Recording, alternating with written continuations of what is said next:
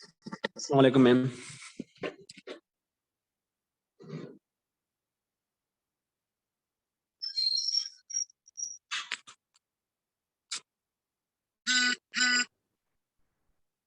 अस्सलाम वालेकुम। वालेकुम सलाम मैम। आवाज आ रही बेटा आप लोगों को? जी जी मैम आ रही। चलो ठीक है।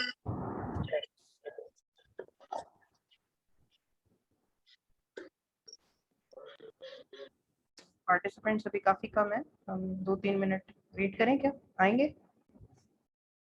जी मैम आएंगे।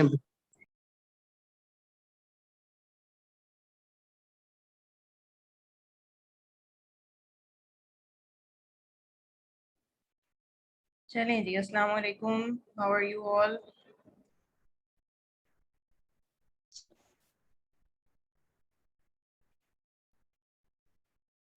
मेरे साथ हैं बेटा आप लोग?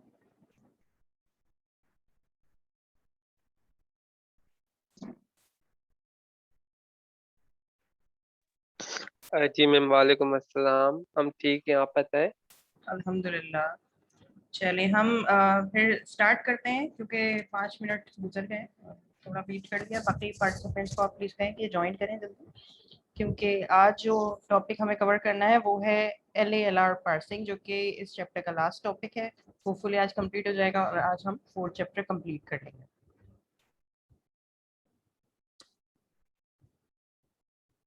ठीक है, आज का टॉपिक बहुत ही इंटरेस्टिंग भी और सबसे एडवांस पार्सर की टाइप जो कि आज हम पढ़ेंगे LALR पार्सर। इसको कहते हैं लुक अहेड LR पार्सर। ठीक है, और लुक अहेड LR पार्सर, हालांकि लुक अहेड हम CLR पार्सिंग के अंदर भी लुक अहेड सिंबल को देख रहे थे, लेकिन लुक अहेड को इतने एफिशिएंट वे में या पार्सिंग टेबल को इतने एफिशिएंट वे में CLR पार्सर जो है वो नहीं दिखता जितने एफिशिएंट वे में लुक अहेड LR पार्सर दिखता है। तो वो किस तरह से है ये हम आज की डिस्कशन में देखेंगे। किसी भी स्टेज पर आपको लगे कि आपको कोई क्वेश्चन है तो आप हैंड रेज कर सकते हैं, या अनम्यूट करके मुझे आपको लगे कि मैं आपको नहीं देख पा रही हूँ हैंड रेज आपका, तो अनम्यूट करके आप क्वेश्चन डायरेक्टली पोज कर सकते हैं। ठीक है, तो यहाँ तक हम अभी ऑलरेडी कवर कर चुके हैं कि हमारे पास LR पार्सिंग की बहुत सारी टाइप्स है। LR पार्सिंग भी कहते हैं इसको, SLR भी पार्सिंग कहते हैं। ठीक है, LR पार्सिंग इसलिए कहते हैं क्योंकि हम इसके अंदर लेफ्ट टू राइट इनपुट को रीड करते हैं और राइट रोज डेरिवेशन करते हैं इन रिवर्स ऑर्डर। ये बात हम बार बार डिस्कस करते रहे। तो LR पार्सिंग में हमारे पास डिफरेंट कैटेगरीज थी जिनको हमने बहुत बहुत डिटेल में देख लिया है। LR0 पार्सिंग से हमने स्टार्ट किया था, फिर LR1 जिसको SLR1 भी या सिंपल LR भी कहते हैं, ये भी हमने बहुत अच्छे तरीके से देख लिया। और लास्ट क्लास जो हमारा फिजिकल इंटरेक्शन हुआ था उस वक्त हम पहुंचे थे CLR पार्सिंग की तरफ। तो ये आप लोगों को ऑलरेडी अंदाजा होगा कि हमने ये चीज़ें डिस्कस की हुई है कि एक पार्सर को किन चीज़ों की जरूरत होती है, स्पेशली अगर LR पार्सर है। जैसे ऑलमोस्ट ऑल पार्सर्स को इन कुछ कंपोनेंट्स की जरूरत होती है टू परफॉर्म पार्सिंग सक्सेसफुली। ठीक है, हमारे पास एक पार्सर एक अदद होता है, ठीक है, एक प्रोग्राम सॉफ्टवेयर होता है, और ये पार्सर जो है इसका काम होता है एक पार्सिंग टेबल को जनरेट करना। ठीक है, साथ में जैसे कि हमने लेक्सिकल एनालिसिस में सिंबल टेबल को देखा था कि लेक्सिकल एनालिसिस पूरा का पूरा जो है वो बेस्ड होता है ऑन सिंबल टेबल। जितना एफिशिएंट वे में आपकी सिंबल टेबल मैनेज हो रही होगी उतना ही एफिशिएंट वे में आपका लेक्सिकल एनालिसिस हो रहा होगा। इसी तरह से हमारे पास कंपाइलर डिजाइन के अंदर LR पार्सिंग टेबल या किसी भी तरह की किसी भी पार्सर के लिए पार्सिंग टेबल होती है, और वो पार्सिंग टेबल कितनी एफिशिएंटली बनी हुई है ये एक्चुअली इस बात का जो है इससे आप अंदाजा लगा सकते हैं कि पार्सर वो कितना एफिशिएंट है। जितना एफिशिएंट वे में वो पार्सिंग टेबल को मैनेज करता है उतना एफिशिएंट वो पार्सर है। टेबल अच्छी कैसे बनी हुई है, तो हमें कैसे पता चल सकता है कि पार्सिंग टेबल अच्छी है या नहीं है, या किस पार्सर ने पार्सिंग टेबल ज्यादा अच्छी बनाई है। तो हम ये देख सकते हैं कि टेबल का साइज कम से कम है जिस पार्सिंग टेबल के अंदर। टेबल का साइज जितना बड़ा हो जाएगा जाहिर है कि मेमोरी उतनी रिक्वायर्ड होगी। हम तो यहाँ पर एग्जांपल में छोटी छोटी ग्रामर देख रहे हैं, लेकिन रियल वर्ल्ड में जाहिर है कि हमारे पास बड़ी बड़ी लैंग्वेजेस होती हैं, उनकी ग्रामर्स भी बड़ी होती हैं। तो फिर जाहिर है आप आइडिया कर सकते हैं कि कितनी बड़ी हमारे पास बिग साइज की पार्सिंग टेबल्स होंगी, और जाहिर है कि उनकी फिर कॉम्प्लेक्सिटी उतनी ज्यादा हो जाती है। तो अगर आप देखना चाहते हैं कि कोई पार्सर कितना इफेक्टिवली काम कर रहा है तो सबसे पहले आप ये चीज देख सकते हैं कि वो कितनी टेबल के अंदर एंट्रीज कर रहा है। जो पार्सर टेबल के अंदर ज्यादा एंट्रीज करता है इसका मतलब है वो लेसर एफिशिएंट है, और जो पार्सर टेबल के अंदर रिड्यूस्ड एंट्रीज करता है, कम एंट्रीज करता है, तो वो पार्सर ज्यादा एफिशिएंट है। ठीक है, ज्यादा एंट्रीज करता है तो वो कम एफिशिएंट है। और दूसरी बात ये है कि किस तरह से वो टेबल को यूटिलाइज कर रहा है और किस तरह से रिड्यूस मूव किए जा रहे हैं और कितने कम स्ट्रोक्स में हम एक इनपुट को पार्स कर पा रहे हैं, ये भी अंदाजा लगाया जा सकता है इससे कि हम कितने अच्छे पार्सर के साथ डील कर रहे हैं।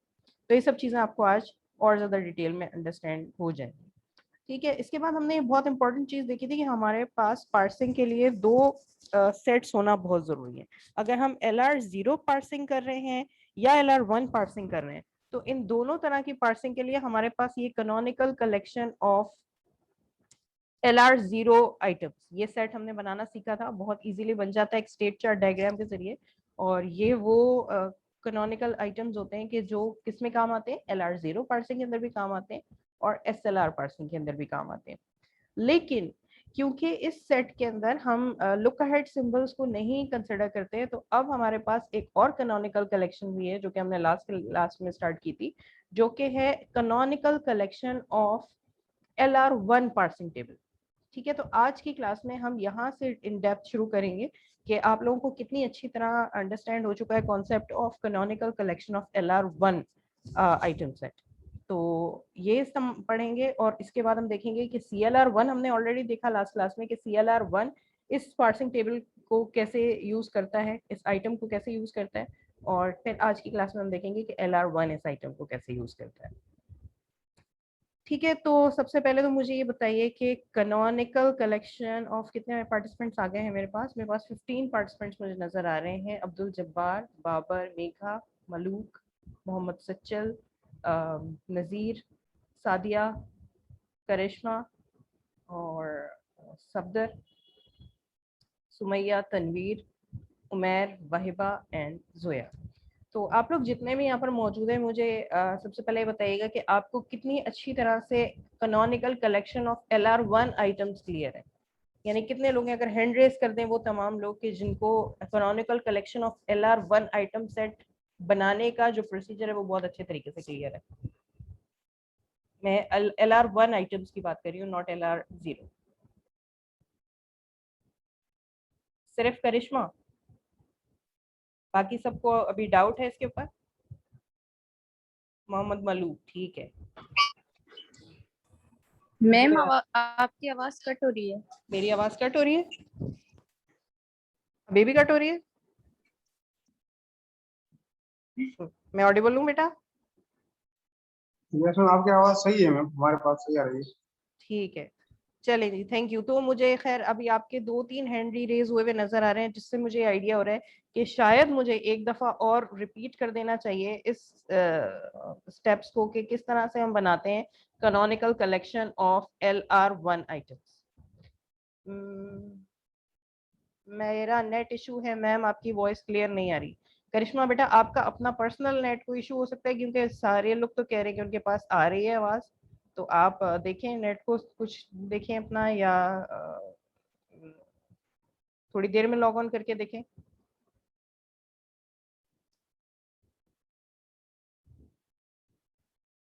ठीक है, बहरहाल ये सारी जाहिर है आप लोगों को पहले से पता है, आप मुझसे ऑटोमेटा पढ़ चुके हैं कि ये वीडियोस जो है वो मैं अपलोड करती हूँ यूट्यूब पे भी और LMS के ऊपर भी। तो अगर किसी से कुछ मिस हो जाता है तो आप जाकर वो दोबारा से उसको रेफर कर सकते हैं। ठीक है, तो हम स्टार्ट लेते हैं कि किस तरह से डिजाइन किया जाता है canonical collection of LR1 item set. ये LR1 आइटम सेट बहुत इंपॉर्टेंट है। अगर आप CLR पार्सिंग करना चाहते हैं या आप LR पार्सिंग करना चाहते हैं, दोनों केस में हमारे पास ये आइटम सेट जो canonical collection of LR1 item set है, ये बहुत इंपॉर्टेंट है। ठीक है, अच्छा, तो अब सबसे पहले हम स्टार्ट लेते हैं। तो जिन लोगों ने हैंड रेज नहीं किया था, मैं उनसे स्टार्ट करती हूँ।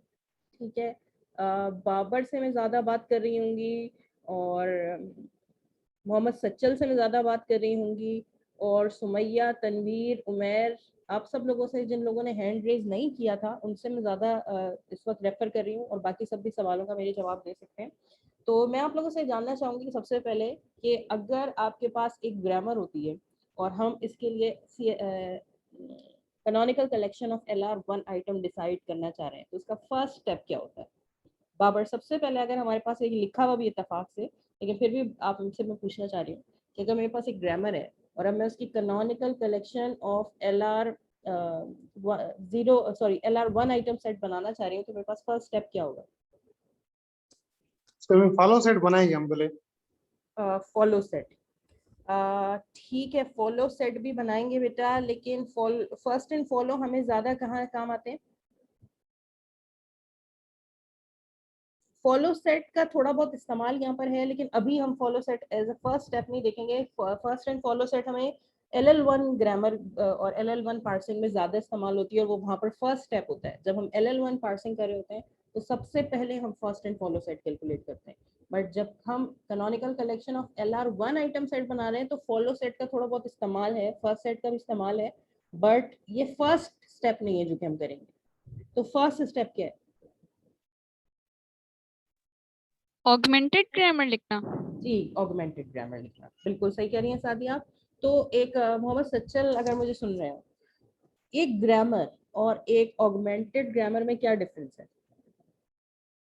कोई भी ग्रामर है तो उसको हम ऑगमेंटेड फॉर्म में कन्वर्ट कर सकते हैं, तो ये ऑगमेंटेड फॉर्म ऑफ ग्रामर क्या होता है?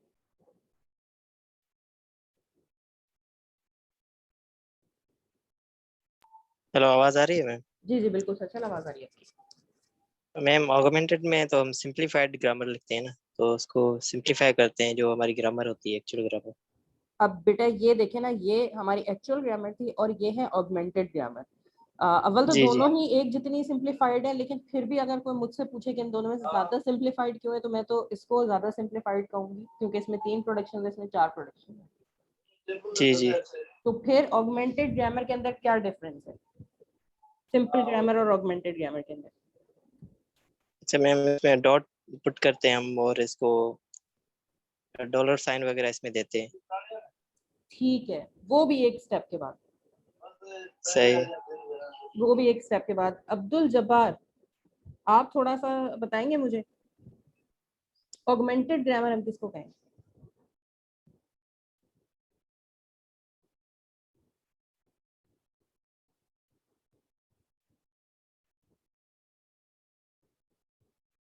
चलें जी, ऑगमेंटेड ग्रामर सिर्फ हम क्या करते हैं, जो जी बिल्कुल सही, मोहम्मद मलूक प्लीज आप बताइए।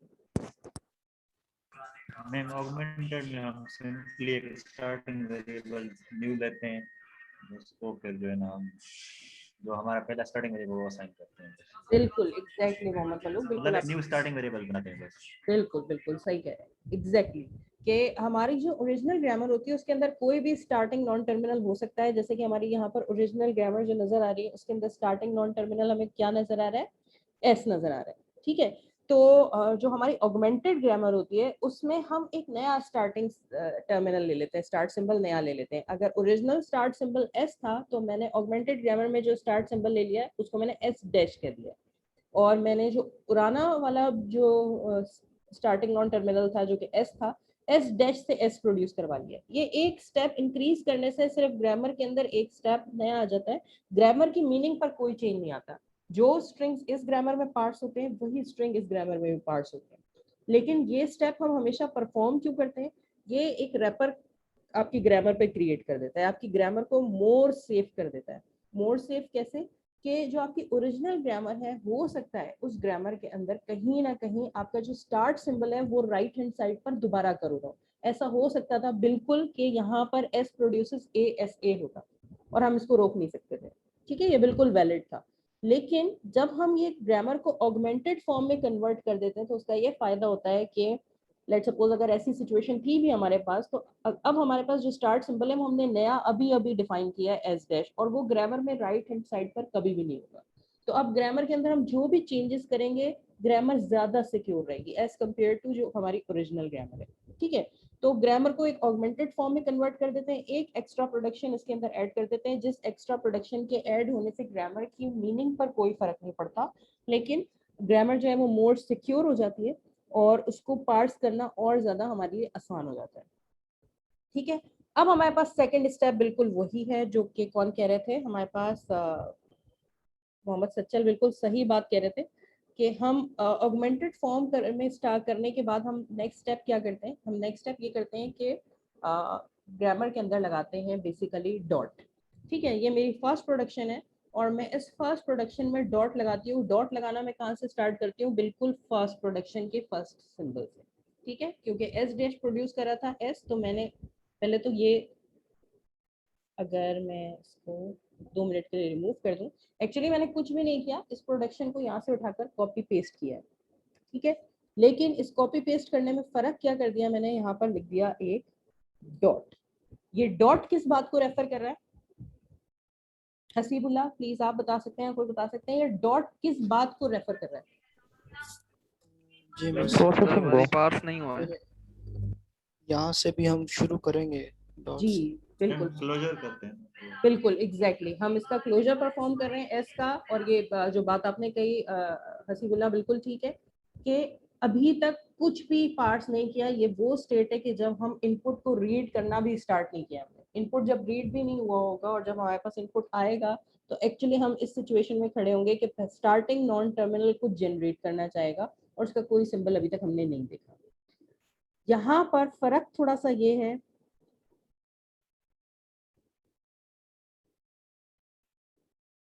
ठीक है, यहाँ पर थोड़ा सा फर्क जो मैंने कर दिया था वो ये कि जब हम canonical collection of LR1 item बनाते हैं, LR0 के लिए तो इतना ही काफी है कि मैं अपने ग्रामर में डॉट लगा दूं और साथ में S लगा दूं, ठीक है। ये हमारे पास canonical collection of LR0 item हो जाती है। लेकिन यहाँ पर LR1 आइटम में एक और फर्क है। वो एक और फर्क क्या है? वो है लुक अहेड सिंबल का, कि हर प्रोडक्शन में हम आगे किस बुनियाद पर पार्ट्स कर रहे होंगे, आगे क्या पॉसिबली आ सकता है, आगे क्या पॉसिबली अकर हो सकता है। तो जाहिर है कि अगर एक इनपुट पूरी तरह पार्ट्स ही नहीं हुआ तो इनपुट के बाद, इनपुट खत्म हो जाने के बाद क्या अकर हो सकता है? डेफिनेटली डॉलर ही अकर होगा। तो हमारा फर्स्ट लुक अहेड सिंबल जो है वो हमेशा क्या होता है? डॉलर। ये हमें हमेशा ये स्टेप सेम रखना पड़ेगा। और कोई भी ग्रामर आपके पास आ जाए एग्जाम में, आपका ये फर्स्ट स्टेप हमेशा सेम टू सेम ही होगा कि आपकी ये production S dash produces dot S बन जाएगी। डॉट इसके शुरू में लग जाएगा और फिर इसके आगे आ जाएगा डॉलर, ठीक है। ये डॉलर है, look ahead symbol of starting non terminal.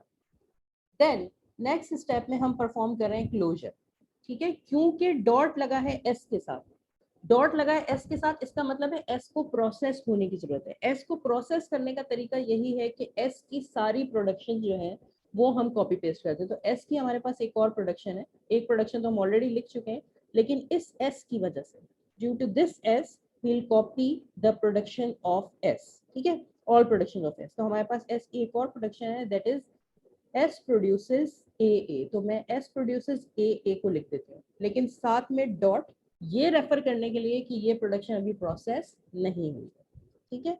And then दूसरी चीज ये कि मैं यहाँ पर एक लुक अहेड सिंबल दोबारा लिखूंगी। यहाँ पर लुक अहेड सिंबल कैसे लिखते हैं दोबारा, किसी को याद है? थोड़ा सा एक्सप्लेन करूँ।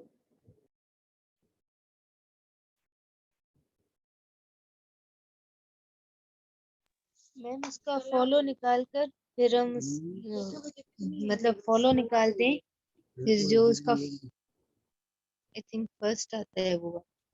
फर्स्ट, बिल्कुल सही जोया, आप सही कह रही हैं। इसको थोड़ा सा मैं अपने वर्ड्स में रिपीट करती हूँ, ठीक है। अब हमारे पास सेकंड स्टेप क्या है? सेकंड स्टेप ये है कि क्योंकि एस के साथ डॉट है तो मुझे एस की जितनी भी प्रोडक्शन है ग्रामर के अंदर वो कॉपी करनी पड़ेगी। तो एस की मेरे पास एक और प्रोडक्शन है, दैट इज ए। तो मैं ये प्रोडक्शन कॉपी करूंगी, लेकिन इसमें भी इनिशियली डॉट लगा होगा। ये डॉट इस बात को रेफर कर रहा है कि एस की प्रोडक्शन के अंदर कुछ भी अभी प्रोसेस नहीं हुआ है, हम बिल्कुल इनिशियल स्टेट पर खड़े हैं, ठीक है। और साथ में हमें चाहिए एक लुक अहेड सिंबल। अब पहली दफा तो लुक अहेड हमने डॉलर ले लिया था, लेकिन बाकी प्रोडक्शंस के लिए लुक अहेड सिंबल क्या होगा? बाकी प्रोडक्शंस के लिए लुक अहेड सिंबल ये होगा कि ये जो एस है ये तो प्रोसेस हो गया, ये नीचे ए मैंने क्यों लिखा था? इस एस की वजह से, सिर्फ इस एस की वजह से ये मैंने डबल ए लिख दिया। तो बाकी एस के अलावा प्रोडक्शन के अंदर क्या बचा? बाकी प्रोडक्शन के अंदर एस के अलावा बचा डॉलर। तो जो भी आपका सिंबल के बाद जो भी इसके राइट हैंड साइड पर बचे उसका फर्स्ट हमें नीचे लिखना होता है, ठीक है, हमें उसका फर्स्ट लिखना होता है। तो फिलहाल जो प्रोडक्शन है उसके बाद इसका फर्स्ट क्या लिखा बनेगा? इसका फर्स्ट बनेगा डॉलर। डॉलर का फर्स्ट क्या होगा? हमेशा डॉलर ही होगा। तो यहाँ पर हम लिख देंगे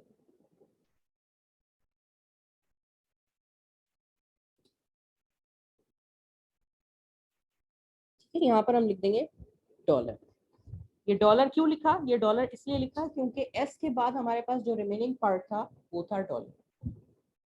फिर नेक्स्ट स्टेप में हमारे पास क्या होगा, क्योंकि यहाँ पर ए के साथ डॉट लगा है तो मुझे ए का क्लोजर परफॉर्म करना पड़ेगा, और ए का क्लोजर परफॉर्म करने के लिए मुझे क्या करना पड़ेगा, ए की सारी प्रोडक्शंस को नीचे कॉपी करना पड़ेगा, और बाकी ए के बाद जो कुछ बचा है, ए के बाद क्या क्या बचा है, ए एस, तो इसका फर्स्ट मुझे as a look ahead consider करना पड़ेगा। एक बार फिर रिपीट करती हूँ। अब नेक्स्ट स्टेप में मुझे क्या करना होगा, मुझे नेक्स्ट स्टेप में ये करना होगा कि क्योंकि dot is associated with first A, तो मुझे इस ए की सारी प्रोडक्शंस को नीचे कॉपी करना होगा, ये मेरा पहला काम होगा। लेकिन जब मैं प्रोडक्शंस को कॉपी करूंगी तो सिर्फ प्रोडक्शंस को कॉपी करना काम नहीं हो जाता, वो तो LR0 आइटम सेट है। LR1 आइटम सेट कहते हैं कि हर प्रोडक्शन के साथ उसका लुक अहेड भी होना चाहिए। तो लुक अहेड के लिए जो भी ए के बाद बचा है, जो इस वक्त हाईलाइट नहीं हुआ है, यानी कि ए डॉलर, तो उसका मैं फर्स्ट लिखूंगी एज अ लुक अहेड। ठीक है, तो यहाँ पर हम देखते हैं कि मैंने क्या किया, चलेंगे यहीं पर करती हूँ। नेक्स्ट स्टेप में मुझे क्या करना चाहिए, मुझे ए की सारी प्रोडक्शंस कॉपी करनी चाहिए। ए की प्रोडक्शन में क्यों कॉपी करूंगी, because of this dot A, जिस सिंबल के साथ भी डॉट लगा होगा हम उसकी प्रोडक्शन को हमेशा कॉपी कर रहे हैं। तो यहाँ पर मैं लिखती हूँ ए प्रोड्यूसेस और डॉट ए। डॉट ए इसलिए कि मैंने अभी ए को प्रोसेस किया ही नहीं, और साथ में ए प्रोड्यूसेस डॉट बी, ये दोनों इसलिए क्योंकि मैंने पूरी तरह अभी प्रोसेस किया ही नहीं, ना ए को और ना बी को। तो ये मैंने सिर्फ इस डॉट ए की वजह से क्या किया, इन दोनों प्रोडक्शंस को कॉपी कर दिया। जिस सिंबल के साथ भी डॉट लगा होगा उसकी प्रोडक्शंस को हम कॉपी कर देंगे और डॉट को करेस्पॉन्डिंग लोकेशन पर फिट कर देंगे। अब आगे मुझे क्या करना है, आगे मुझे चाहिए कि इन दोनों प्रोडक्शंस का मैं लुक अहेड कैलकुलेट करूँ। लुक अहेड कैसे कैलकुलेट होगा, लुक अहेड ऐसे कैलकुलेट होगा कि अब जो कुछ भी आपने प्रोसेस किया उसके बाद रिमेनिंग पोर्शन क्या है, रिमेनिंग मेरे पास क्या बचा है, ए डॉलर। तो मुझे इसका क्या कैलकुलेट करना पड़ेगा, इसका फर्स्ट कैलकुलेट करना पड़ेगा। जब मैं ए डॉलर का फर्स्ट निकालूंगी तो ए डॉलर का फर्स्ट मुझे क्या मिलेगा, ए डॉलर का फर्स्ट क्या मिलेगा, ए और बी होंगे ना, ए के तो ए और बी होंगे दो। एग्जैक्टली तो यहाँ पर मुझे जो इसका लुक अहेड मिलेगा वो क्या मिलेगा, ए और बी। तो ये मैंने लुक अहेड लिख दिया। ठीक है, जैसे इसका लुक अहेड ए और बी ही होगा वैसे इसका लुक अहेड भी, थोड़ा डिस्टेंस पे लिख देते हैं, इसका लुक अहेड भी क्या होगा, ए और बी ही होगा।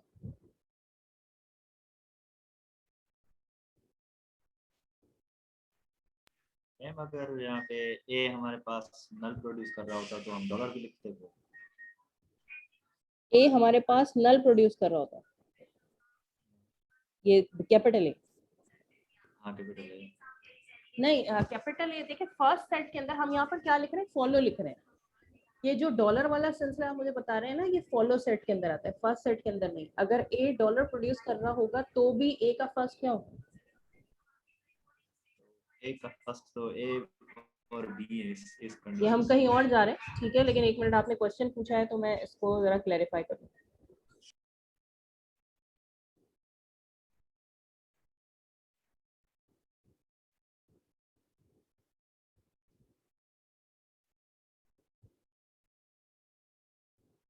देखिए बेटा, मेरे पास एक प्रोडक्शन है, ए प्रोड्यूसेस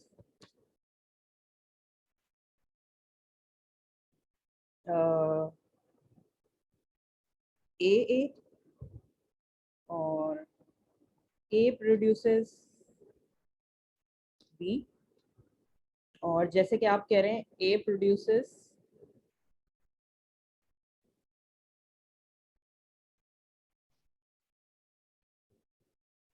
ठीक है, ये हमारे पास सिचुएशन है।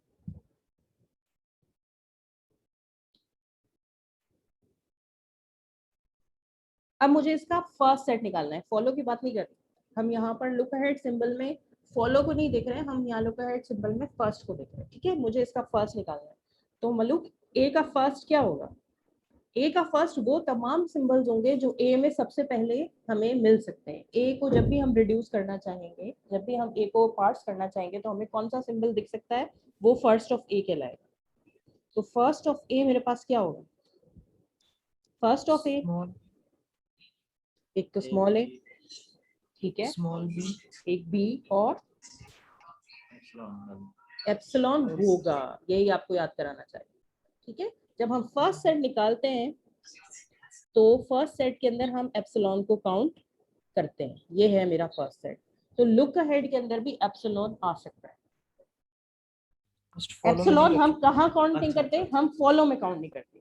एग्जैक्टली जब हम फॉलो में एप्सिलॉन आ रहा होता है तो हम एप्सिलॉन को कहीं ना कहीं रिप्लेस कर देते हैं। वो आप फॉलो सेट को मिक्स करें फर्स्ट सेट के साथ, फर्स्ट सेट के साथ बिल्कुल अगर एप्सिलॉन होगा तो एप्सिलॉन ही आ जाएगा। वैसे जैसे आप तो बोल रहे थे ना ए और डॉलर, तो ए और डॉलर साथ में होंगे ना, ए और डॉलर, हाँ ठीक है ना। देखिए फर्स्ट सिंबल का काम क्या है, फर्स्ट सेट का काम ये होता है, लेट्स सपोज मैं इसके आगे डॉलर लगा देती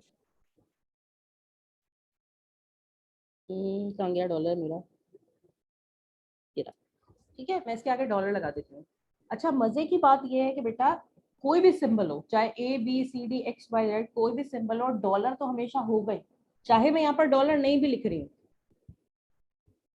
यहाँ पर डॉलर नहीं, हमें पता है इनपुट खत्म हो जाने के बाद डॉलर तो डेफिनेटली होता ही होता है, तो डॉलर तो हमेशा हर जगह होगा। तो अगर मैं ए डॉलर भी लिख दूं, अभी भी फर्स्ट क्या रहेगा, अभी भी फर्स्ट रहेगा ए। समझ में आ रही है बात आपको या मेरी नहीं है? एप्सिलॉन पुट करें फिर भी एप्सिलॉन फर्स्ट रहेगा। एप्सिलॉन पुट करेंगे इस सिचुएशन में तो भी एप्सिलॉन फर्स्ट रहेगा, एग्जैक्टली ठीक है, क्योंकि डॉलर अलग चीज है और एप्सिलॉन हमारे पास अलग चीज है। तो हम यहाँ पर ये एप्सिलॉन रखेंगे, हम डॉलर को कंसिडर नहीं करेंगे, एप्सिलॉन को कंसिडर करेंगे, क्योंकि इनपुट अभी बाकी है। हो सकता है कि ए के बाद कुछ और होता है यहाँ पे ना, हो सकता है ए के बाद बी होता, तो अभी इनपुट खत्म नहीं हुआ है, इनपुट अभी जारी है, लेकिन हाँ ए में हमारे पास फर्स्ट सेट में एप्सिलॉन अकर हो चुका है। ठीक है, तो ए डॉलर का भी फर्स्ट ऑफ ए ही होगा और ए का फर्स्ट भी फर्स्ट ऑफ ए ही होगा। ठीक है, तो हम यहाँ आते हैं, ये हमने फर्स्ट स्टेप कर लिया। इस फर्स्ट स्टेप में क्या हुआ कि हमने सारी प्रोडक्शंस लिख दी, क्लोजर परफॉर्म करते हुए डॉट सबके इनिशियल में लगा दिया, और अब हमारे पास हर जगह पर एक लुक अहेड, हर प्रोडक्शन के साथ एक लुक अहेड भी है। आगे चलते हैं, इसको आगे प्रोसेस करने की कोशिश करते हैं। ये जो मैंने मतलब इंटरनेट से देखा था, तो उसमें जब स्टार्टिंग वेरिएबल न्यू बना रहे थे ऑगमेंटेड में, तो जो हमारे पास ऑलरेडी स्टार्टिंग वेरिएबल था तो उसको खत्म कर रहे थे, मतलब तो इससे कोई फर्क नहीं पड़ेगा। मुझे समझाएं जरा। लेट्स सपोज के ये है, ठीक है, मैं लेती हूँ ए डैश प्रोड्यूसेस, मैं जब ऑगमेंटेड ग्रामर बनाती हूँ तो मैं ऐसे बनाती हूँ। आप क्या कह रहे हैं कैसे बननी चाहिए? मैम ऐसे ही है, लेकिन फिर जो ए प्रोड्यूस कर रहा होगा ना तो हम उसको बस मिटा दें और ए की जगह वो वाली प्रोडक्शन लिख देते हैं, तो मतलब ए वेरिएबल हमारा खत्म हो गया बस। ये हाँ ऐसे में मतलब ए पूरा खत्म, बाकी ए की जगह वो सारी प्रोडक्शंस आ जाए। ठीक है, आप इसको कर लें तो इससे कोई ऐसा फर्क नहीं पड़ेगा। जाहिर है कि हमने ये चीजें पढ़ी हैं कि ए में बी की, इससे कोई मीनिंग में ग्रामर की फर्क नहीं पड़ेगा डेफिनेटली। मैम फिर पार्सिंग टेबल जब बनाएंगे उसमें वेरिएबल्स लिखते हैं तो वो वहाँ पे थोड़ा तो फर्क पड़ेगा। वहाँ पे क्या फर्क पड़ रहा है? मैम वेरिएबल्स लिखते हैं ना वहाँ पे, जब पार्सिंग टेबल बनाते हैं नॉन टर्मिनल्स लिखते हैं एक साइड पे टर्मिनल्स, तो एक टर्मिनल नॉन टर्मिनल बढ़ जाएगा ना हमारा, तो इससे कोई फर्क नहीं पड़ेगा। नहीं बढ़ेगा नहीं बेटा, आप क्यों आप कह रहे हैं कि बढ़ जाएगा? मैम अब जहाँ अगर मैं ए मिटा दूँ तो वहाँ पे ए नहीं आएगा, अगर ए लिखूँ तो ए आएगा ना वहाँ पे, और लेकिन ये वाला जो ये तो एक आइटम्स भी बढ़ेंगे। मुझे तो ऐसा लगता है कि ये तो फर्स्ट स्टेप में ही ए डॉलर का काम खत्म हो जाएगा ना, तब भी ए डॉलर की मुझे आगे कहीं जरूरत पड़ेगी ही नहीं। ए डॉलर मेरा सिर्फ एक्सेप्ट स्टेट में काम आ रहा होगा, जो कि मेरी एक्सेप्ट वाली 1 वाली स्टेट होगी, मुझे ऐसा ही लगता है। खैर आप देख लें, जब आपने इंटरनेट पर सॉल्यूशन देखा है तो वो उसको कैसे लेकर चल रहा है वो आपने देखा होगा, आप उसको फॉलो कर सकते हैं, लेकिन मीनिंग में कोई चेंज नहीं आएगा। मुझे अभी मैं ज़ाहिर मुझे करके पूरा सॉल्यूशन देखना पड़ेगा कि अगर मैं इसको इस तरह से रिमूव भी कर देती हूँ तो इसकी पार्सिंग टेबल में क्या चेंज आता है। फिलहाल जो इंट्यूटिव लेवल पर मैं आपसे बात कर रही हूँ, मुझे ऐसा लगता है कि ये जो ए डॉलर है ना, इसका काम सिर्फ एक जगह होगा, वो एक्सेप्ट स्टेट जो है वो वहाँ लिखी जा रही होगी, जो कि हमारी ए डैश वाली प्रोडक्शन है बस, और बाकी सब तो सेम टू सेम ही रहेगा, क्योंकि किसी और सिंबल के अंदर ए तो कभी अकर हो ही नहीं रहा है ना, ए डॉलर, तो किसी और जगह पे मुझे नहीं लगता कि कोई और चेंज आएगा टेबल के अंदर। हाँ डेफिनेटली एक कॉलम और बढ़ जाएगा ए डैश का, लेकिन उसके अंदर और एंट्रीज आएंगी ही नहीं। मुझे ऐसा लगता है कि शायद वो सारा कॉलम खाली पड़ा होगा सिवाय एक्सेप्ट वाली साइड। सिवाय वो एक एंट्री कि जहाँ पर एक्सेप्ट हो रहा होगा हमारा स्ट्रिंग, वहाँ तो उस ए डैश के अंदर एंट्री होगी, लेकिन आई डोंट थिंक कि बाकी पूरी पार्सिंग टेबल के अंदर उस ए डैश के अंदर कोई एंट्री आएगी। लेकिन फिर भी खैर मैं इस बारे में श्योर अभी नहीं हूँ क्योंकि मैंने करके नहीं देखा है। डेफिनेटली अगर इंटरनेट पर इस तरह से कोई कर रहा है तो आपने आगे का सॉल्यूशन भी देखा होगा कि पार्सिंग टेबल में क्या कोई चेंज आ गया उसको थोड़ा सा आप करके देख लीजिएगा। नहीं तो किसी नेक्स्ट क्लास में मैं आपको बता दूंगी जब हम करेंगे, अभी क्योंकि हम हट जाएंगे।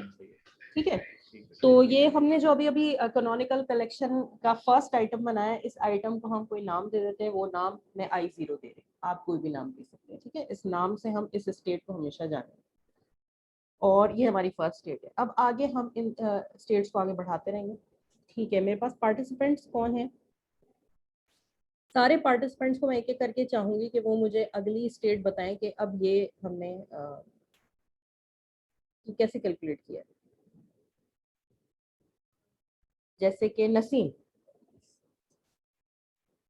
बेटा, आप मुझे बता सकते हैं कि अब मेरे पास अगला स्टेप क्या होना चाहिए?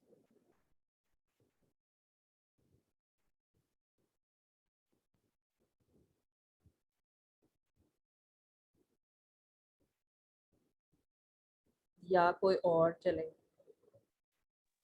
मैम इसमें से हम एज को प्रोसेस करेंगे।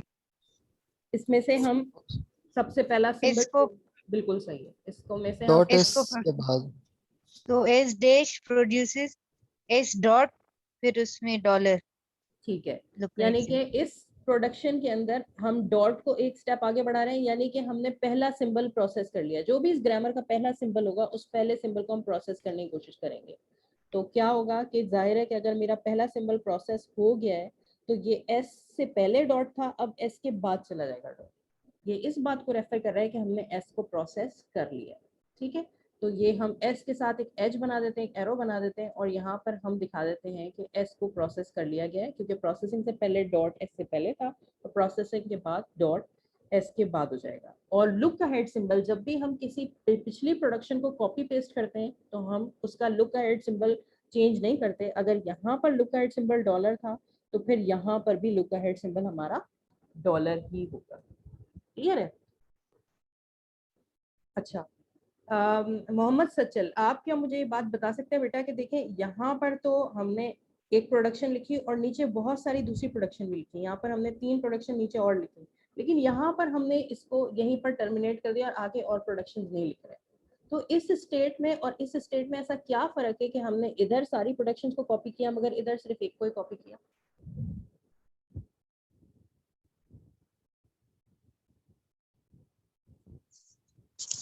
ये मैम थोड़ा आप बता दें। थोड़ा मैं बता दूं? ठीक है, चले जोया आप ही बताएं। हाँ जोया बताएं। यस मैम, क्योंकि इसमें एस डैश हमारी ग्रामर में कहीं और कर नहीं हो रहा है, इसलिए हम उसकी वजह से दूसरी प्रोडक्शंस नहीं लिख रहे। ठीक है, पार्शली और मैम ये खत्म भी हो गया ना, डॉट मतलब एंड हो गया उसका। एग्जैक्टली ये बात बिल्कुल ठीक है साथी, आप सही कह रही हैं। कोई और अपने वर्ड्स में एक्सप्लेन करना चाहेगा? मैम ये आगे प्रोसेस नहीं होगा ना? ठीक है, हैंड रेज और करके भी करें ना। स्टेट्स बनेंगी। बिल्कुल सही है, और भी स्टेट्स तो पढ़ रहेंगी। अच्छा, जो भी आपको आंसर दे प्लीज वो जरा हैंड रेज करके दे तो मैं खुद ही अपॉर्चुनिटी आपको दे दूंगी। अच्छा देखिए, मिस हैंड्रेस का ऑप्शन नहीं है तभी। नहीं है?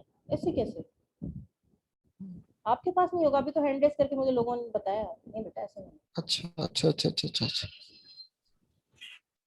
अच्छा, तो मोहम्मद सचल, आप और बाकी तमाम लोग जितने भी लोग यहाँ बैठे हुए, प्लीज बेटा ये देखें कि पहले एस यहाँ पर मौजूद था। एस जब भी यहाँ मैं यहाँ लिखकर आपको बात समझाती हूँ। देखें, जब होता है हमारे पास सिचुएशन ऐसी कि मेरे पास है ए प्रोड्यूसेस डॉट एस, इसका मतलब है कि अभी मैंने एस को प्रोसेस नहीं किया है। ये हम ऐसी स्टेट पर खड़े हुए हैं, ये डॉट हमेशा स्टेट बता रहा होता है कि हम किस स्टेट पे खड़े हैं। हम ऐसी स्टेट पे खड़े हैं कि अभी एस स्टार्ट नहीं हुआ है, एस को प्रोसेसिंग स्टार्ट नहीं हुई है। जबकि जब मैं लिख दूंगी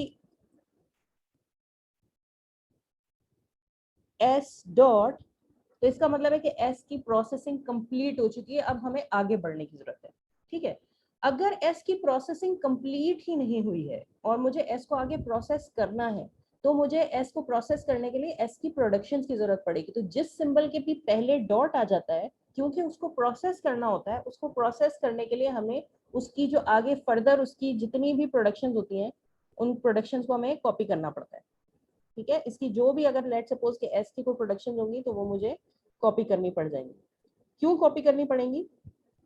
इसलिए क्योंकि एस से पहले डॉट है। जब भी एस प्रोसेस होगा तो मुझे आगे उन प्रोडक्शंस की जरूरत पड़ेगी जिसके थ्रू एस प्रोसेस किया जाएगा।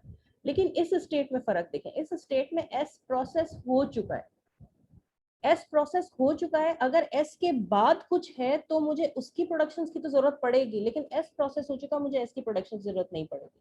तो यहाँ पर अगर एस के बाद कुछ लिखा होता है तो मैं उसकी प्रोडक्शंस कॉपी करती, लेकिन फिलहाल हमारे पास सिचुएशन कुछ ऐसी है कि एस के में डॉट आखिर में, मतलब ये कि एस कंप्लीट हो चुका है, ये मेरे पास आ चुका है फाइनल आइटम। ठीक है, इसको हम कहते हैं फाइनल आइटम। फाइनल आइटम इसलिए कि इसको फर्दर प्रोसेस करने की जरूरत नहीं है, और क्योंकि इसको फर्दर प्रोसेस करने की जरूरत नहीं है तो इसकी आगे प्रोडक्शन हमें कॉपी करने की जरूरत नहीं है। तो हमारे पास canonical collection of LR0 item में भी और LR1 आइटम में भी दो तरह के आइटम होते हैं। एक होते हैं final item.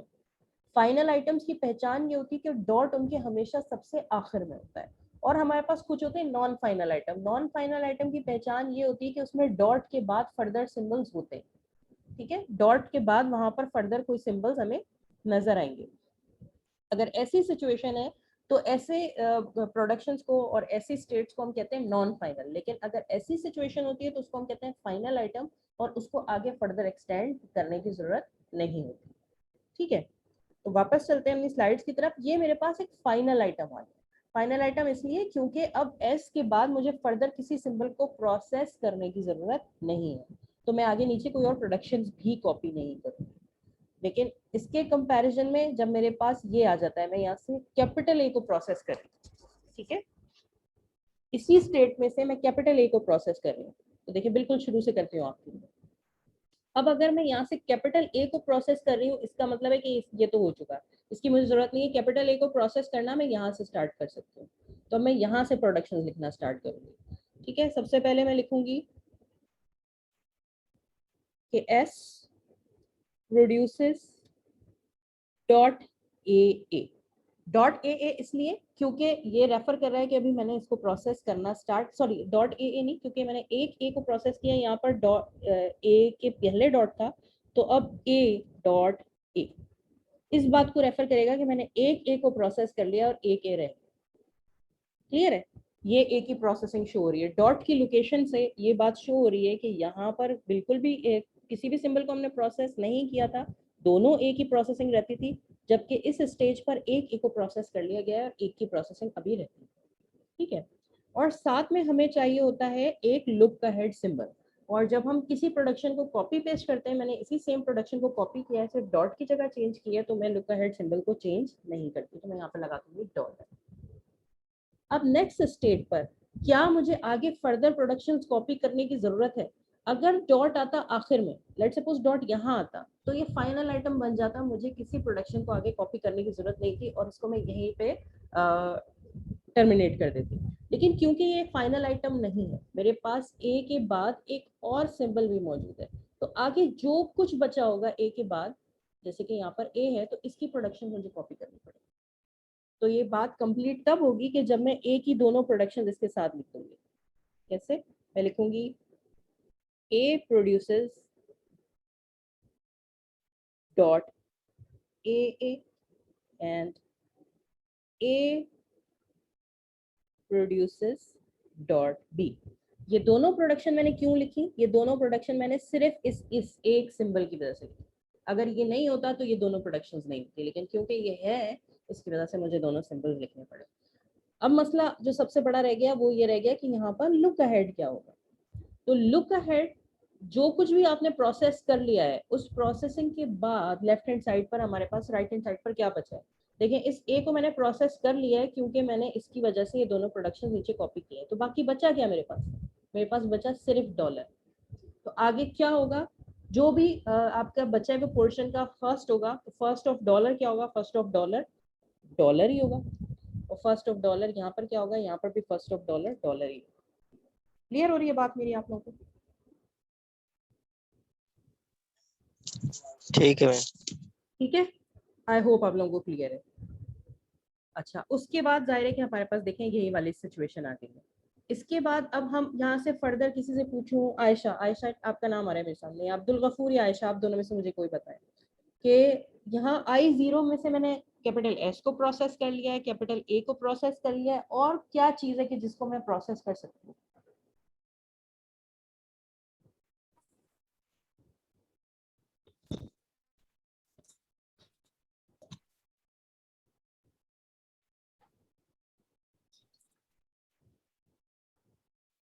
Abdul Ghafoor, small है। बिल्कुल सही, हसीब आप बिल्कुल सही कह रहे हैं। ठीक है, हम स्मॉल जी A मैम। किसको बेटा किसको हम प्रोसेस कर सकते हैं? मैम अब जो है स्मॉल एस को और ए को कर लिया तो अब जो है ए को करेंगे फिर। कौन से A को? स्मॉल A को। ठीक है, कैपिटल A को तो हम प्रोसेस जी। कर चुके हैं, लेकिन हमारे पास नीचे दो प्रोडक्शंस और हैं, और एक प्रोडक्शन में जो फर्स्ट सिंबल डॉट के साथ आ रहा है वो स्मॉल A आ रहा है, और दूसरे में जो डॉट के साथ सिंबल आ रहा है वो B आ रहा है। तो A और B जो कि जी स्मॉल A और स्मॉल B है, इन दोनों को भी हम प्रोसेस कर सकते हैं। ठीक है, तो जी अगर मैम। हम स्मॉल A को प्रोसेस करेंगे तो क्या सिचुएशन आएगी हमारे पास? चले हम यहाँ पर करते हैं। इसको मैं थोड़ी देर के लिए यहाँ से कर देती हूँ रिमूव, और यहाँ पर हम लेते हैं एक और एरो। ठीक है, और हम यहाँ से क्या प्रोसेस कर रहे हैं? हम यहाँ से प्रोसेस करना चाह रहे हैं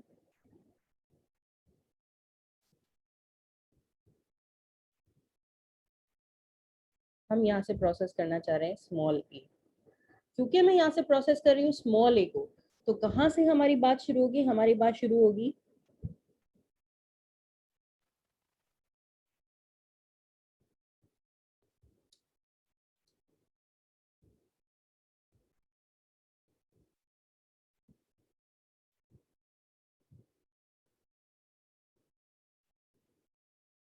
ठीक है, हमारी जो प्रोसेसिंग है वो कहाँ से शुरू होगी? इस वाली प्रोडक्शन में कि जिसमें स्मॉल ए मौजूद है। पहली दोनों प्रोडक्शंस को हम कर देंगे इग्नोर, और स्मॉल ए को प्रोसेस करने के लिए उस प्रोडक्शन की तरफ चलेंगे कि जहाँ डॉट स्मॉल ए के साथ है। अगर यहाँ पर स्मॉल ए से पहले डॉट है तो डेफिनेटली प्रोसेसिंग के बाद डॉट कहाँ चला जाएगा? प्रोसेसिंग के बाद ये डॉट चला जाएगा स्मॉल ए से आगे। तो यहाँ पर इसकी सिचुएशन क्या हो जाएगी? A produces A dot capital. ठीक है, यहाँ पर हमने स्मॉल ए को प्रोसेस नहीं किया था तो डॉट ए से पहले था, और यहाँ पर मैंने इसको प्रोसेस कर लिया है तो डॉट ए के बाद। और क्योंकि मैं इसको सिर्फ कॉपी कर रही हूँ इसी वाली प्रोडक्शन को, तो इसके लुक अहेड सिंबल्स चेंज नहीं होंगे। या लुक अहेड मेरे पास क्या है? लुक अहेड मेरे पास है ए और बी। ठीक है, अब क्योंकि मैंने ए को प्रोसेस तो कर लिया है तो मेरे पास कुछ बचा है। देखिए डॉट आ गया कैपिटल ए के साथ। हमेशा जिस वेरिएबल के साथ डॉट आ जाता है, जिससे पहले डॉट आ जाता है, तो हमें ऐसी सिचुएशन में उसकी प्रोडक्शंस को कॉपी करना पड़ता है। अगर तो ये फाइनल आइटम हो जाता है और डॉट आखिर में चला जाता है तो हमें इसको कुछ भी इसकी प्रोडक्शन को कॉपी करने की जरूरत नहीं थी। लेकिन क्योंकि एक नॉन फाइनल आइटम है, डॉट के बाद मेरे पास कैपिटल ए है, तो इस कैपिटल ए की प्रोडक्शंस को मुझे कॉपी करना पड़ेगा। ठीक है, ये कैसे कॉपी होंगी? मुझे दोबारा लिखना पड़ेगा और डॉट स्टार्टिंग में आ जाएगा। यहाँ पर मुझे लिखना पड़ेगा ए प्रोड्यूसेस डॉट ए और ए प्रोड्यूसेस डॉट बी। ठीक है, ये डॉट स्टार्ट में इसलिए आया क्योंकि इस ए को हमने अभी प्रोसेस नहीं किया है। ठीक है, और ये दोनों सिंबल्स मैंने ये दोनों प्रोडक्शन लिखी है किसकी वजह से? इस ए की वजह से। तो अब देखने की बात ये है कि इसका काम भी हो चुका है और इसका काम भी हो चुका है, दोनों अपना जो रोल है प्ले कर चुकी हैं। तो हमारे पास बाकी रिमेनिंग क्या है? हमारे पास बाकी रिमेनिंग है ए एंड बी। तो हम इसका जो भी फर्स्ट होगा उसका फर्स्ट नेक्स्ट प्रोडक्शन का लुक अहेड आ जाएगा। तो नेक्स्ट प्रोडक्शन का लुक अहेड क्या हो जाएगा? ए और बी।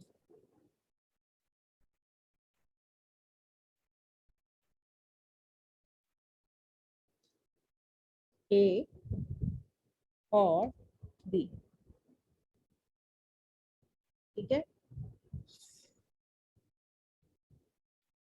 और यहाँ पर भी मेरे पास लुक अहेड क्या आ जाएगा? ए और बी। ये मैंने बी को प्रोसेस किया। ठीक है, और लास्ट हम देख लेते हैं कि स्मॉल वी को प्रोसेस करते हैं तो क्या होता है। जब यहाँ से मैं स्मॉल वी को प्रोसेस करती हूँ तो पहली तीनों प्रोडक्शन को मैंने किया इग्नोर और सिर्फ उस प्रोडक्शन को कंसिडर किया कि जिस प्रोडक्शन के अंदर बी प्रोसेस हो सकता है। यहाँ पर बी डॉट से पहले था तो यहाँ पर डॉट बी क्या हो जाएगा, डॉट के बाद चला जाएगा। और क्योंकि डॉट के बाद भी चला गया है तो ये हमारे पास आ गया फाइनल आइटम। अब मेरे पास इसके बाद कुछ नहीं बचा है सिंबल के जिसको प्रोसेस करने की जरूरत है, तो ये फाइनल आइटम है, इसको हम यही रोक देंगे। इस स्टेज तक मेरे पास 2 फाइनल आइटम आ चुके हैं और बाकी सब मेरे पास क्या है, नॉन फाइनल आइटम। ठीक है मिस जी बेटे। मिस हम हर किसी के साथ जो है फॉलो लाजमी लिखना है यहाँ? हर किसी के साथ फॉलो नहीं लिख रहे हैं, फॉलो का लफ्ज आप इस्तेमाल करेंगे तो हाँ एग्जैक्टली लुक अहेड लाजमी लिखना है, तभी ये canonical collection of LR1 item है। अगर आप कहीं कहीं पे लुक अहेड लिखना भूल गए तो क्या होगा, वो LR1 आइटम नहीं रहेगा, वो LR0 आइटम बन जाएगा। LR1 और LR0 के अंदर फर्क ये है कि LR0 के अंदर लुक अहेड नहीं होता और LR1 के अंदर लुक अहेड होता है। ठीक है, तो हम इसको यहाँ से फर्दर प्रोसेस कर सकते हैं। यहाँ से फर्दर प्रोसेस करेंगे, किसी एक को कर लेते हैं क्योंकि पूरा करेंगे तो हमारा टाइम काफी चला जाएगा इसमें ही। तो किसी एक को कर लेते हैं, किसको करें, I2 को आगे देख लें। चले I2 को देख लेते हैं।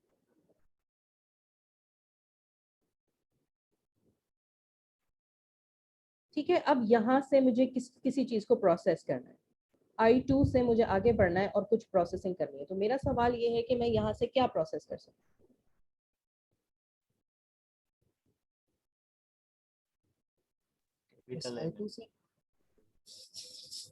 कैपिटल है मैम।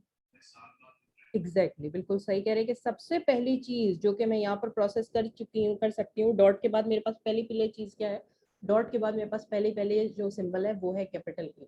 तो मैं यहाँ पर क्या कर सकती हूँ, सबसे पहले तो मैं ये नोटेशन लगा दूं कि मैं किसको प्रोसेस कर रही हूँ।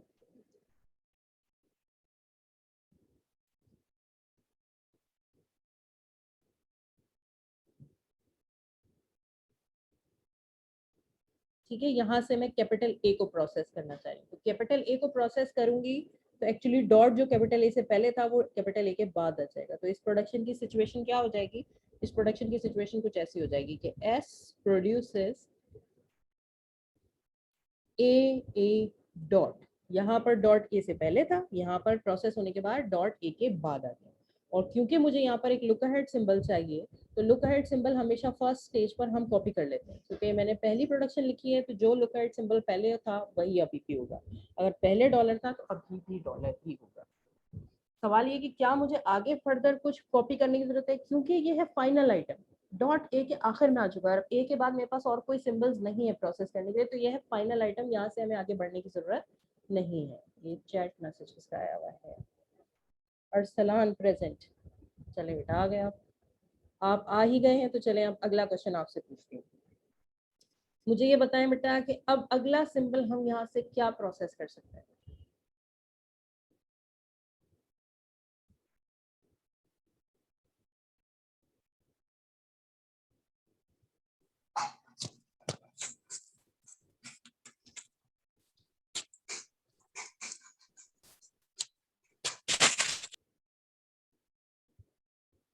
हम यहाँ से बेटा अगला सिंबल जो प्रोसेस कर सकते हैं वो ये है स्मॉल ए। ठीक है, अगला डॉट किसके साथ है मेरे पास, स्मॉल ए के साथ। तो यहाँ से मैं अगला सिंबल जो प्रोसेस कर सकती हूँ वो हो सकता है स्मॉल ए।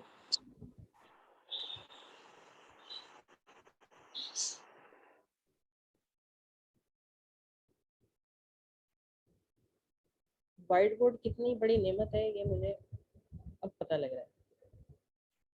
ठीक है, ये देखिए ये हम स्मॉल ए को प्रोसेस कर रहे हैं। तो स्मॉल ए को प्रोसेस करेंगे तो एक्चुअली हम फर्स्ट वाली प्रोडक्शन को करेंगे इग्नोर और सेकंड वाली प्रोडक्शन को कर रहे होंगे कंसिडर। ठीक है, अच्छा यहाँ पर मैंने थोड़ी सी गलती कर दी है, वो ये है कि मैंने लुक अहेड्स नहीं लिखे हैं। यहाँ पर लुक अहेड क्या थे, डॉलर डॉलर था आई थिंक।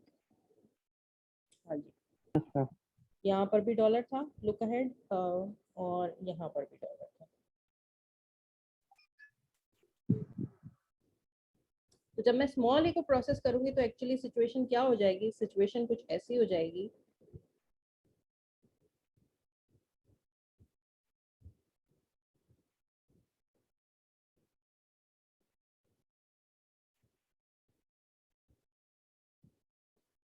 कि ए प्रोड्यूसेस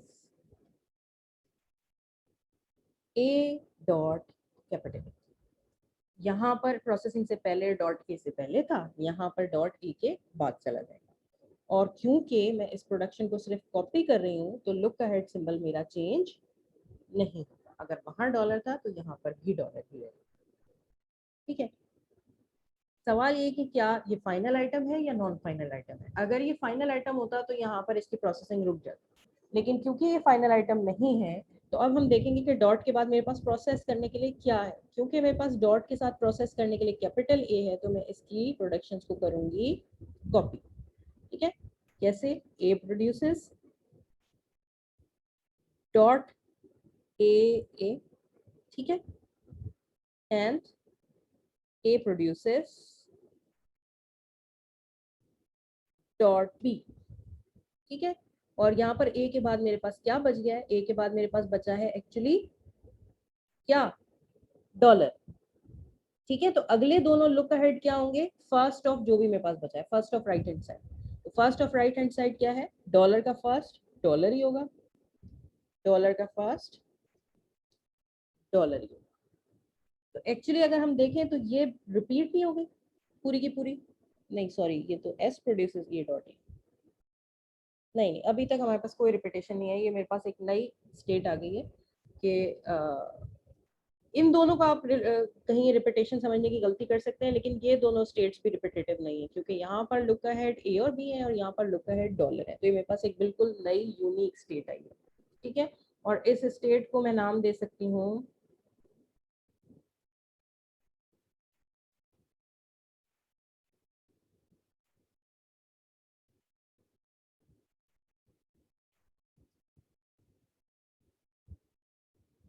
ठीक है, ये मेरे पास आ गई लेट सपोज I5।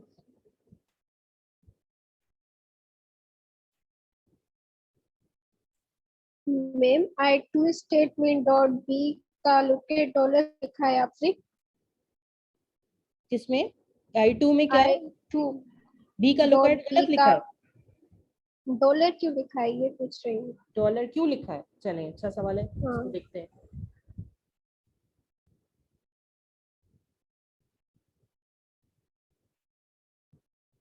ये आ गई मेरे पास I6। ठीक है, 6। अच्छा चले, इसको हम दोबारा जरा सा प्रोसेस करते हैं, तभी मैं आपको समझा पाऊंगी, वरना मेरे लिए समझाना बहुत मुश्किल हो जाएगा। क्योंकि डॉट ए के साथ है, कैपिटल ए के साथ, तो मुझे क्या करना पड़ेगा? अगला काम, इसको प्रोसेस करने के लिए देखें मेरे पास बचा है डॉट ए डॉलर।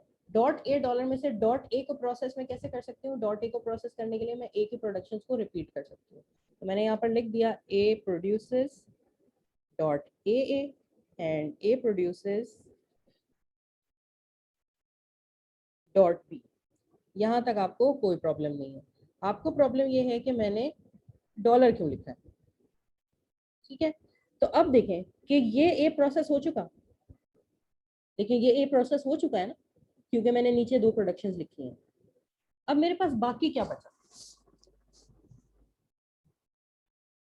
किसने? मेघा ने सवाल पूछा था, संजना ने पूछा था। संजना जी बेटा, संजना मैंने पूछा था। जी संजना बेटा, आप मुझे ये बताएं कि ये कैपिटल ए जो मैं हाईलाइट किया हुआ है ये प्रोसेस हो गया ना, क्योंकि मैंने इसकी प्रोडक्शन नीचे कॉपी की। हाँ। इसका क्लोजर परफॉर्म किया तभी मैंने प्रोडक्शन लिखी। आगे मेरे पास बाकी क्या बचा? Dot A dot B. ना ना ना, इसी प्रोडक्शन में प्रोडक्शन नंबर 1 को देखें, क्योंकि प्रोडक्शन नंबर 1 में मैं इस एक को पहले बेटा ठीक है, ए को ये डॉट के साथ ए मौजूद है, इसकी वजह से मैंने 2 प्रोडक्शन लिख ली। अब इसके बाद बाकी क्या बचा? ए बेटा देखो बचा ना बेटा, ये देखे ना, इसको मैंने ये हो गया, ये तो हो गया, इस हाईलाइटेड ए की वजह से ही तो मैंने ये 2 प्रोडक्शन लिखी हैं। समझ में आई बात? अभी इस्तेमाल ए को करेंगे, वो बाद में करेंगे। ये देखिए क्या ये लाइन खत्म हो गई? हाँ ये हो गई। नहीं बेटा खत्म नहीं हुई, ये डॉट ए को मेरी बात सुने, बिल्कुल 1 मिनट के लिए मेरी बात सुने और उसके बाद मुझे जवाब दीजिएगा।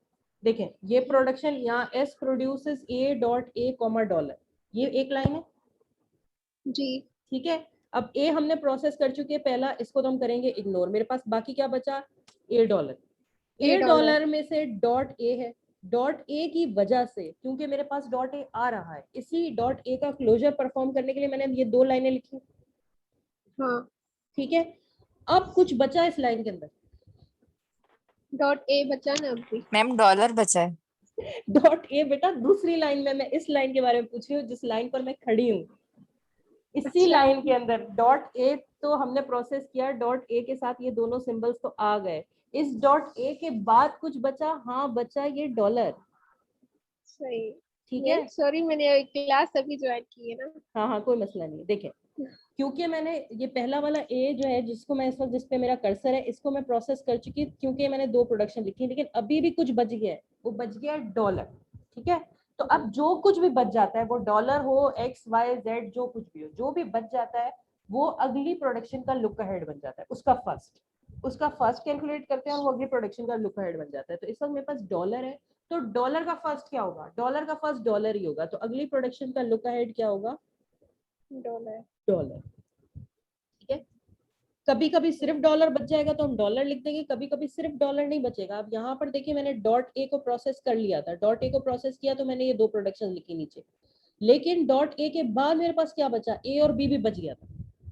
क्योंकि ए और बी बच गया था तो अगली दोनों प्रोडक्शन का लुक अहेड क्या बन गया, ए और बी। लेकिन यहाँ पर ये सिचुएशन नहीं थी, यहाँ पर मैंने डॉट ए को प्रोसेस किया तो यहाँ पर मेरे पास ये दोनों प्रोडक्शन आई, लेकिन बाकी क्या बचा पीछे, डॉलर।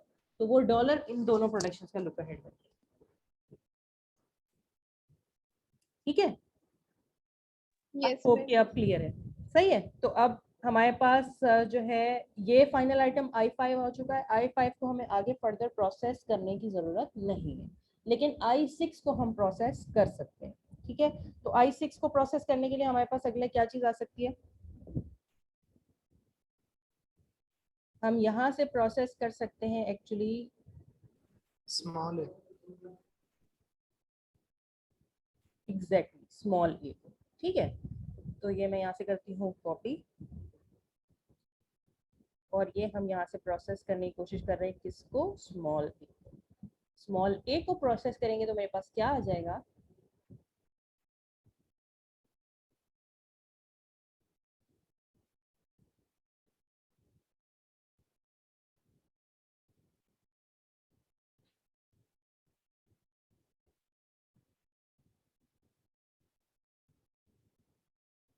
ठीक है। यहाँ से स्मॉल ए को अगर मैं प्रोसेस करने की कोशिश करूंगी तो मेरे पास आ जाएगा ए प्रोड्यूसेस ए और डॉट इसके आखिर। और क्योंकि मैं इस प्रोडक्शन को सिर्फ कर रही हूँ कॉपी, तो इसका लुक अहेड चेंज नहीं होगा, लुक अहेड आ जाएगा मेरे पास डॉट। ठीक है, अब नोट करें तो ये मेरे पास फाइनल आइटम है, क्योंकि डॉट के बाद अब और फर्दर कुछ नहीं है। ठीक है, डॉलर के बाद कोई सिंबल ऐसा नहीं कि जिसको मैं प्रोसेस कर सकूं।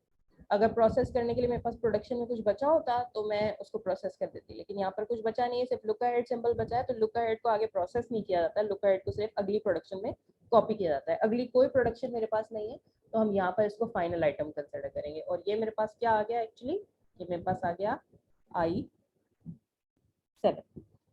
ठीक है, होपफुली ऐसा ही।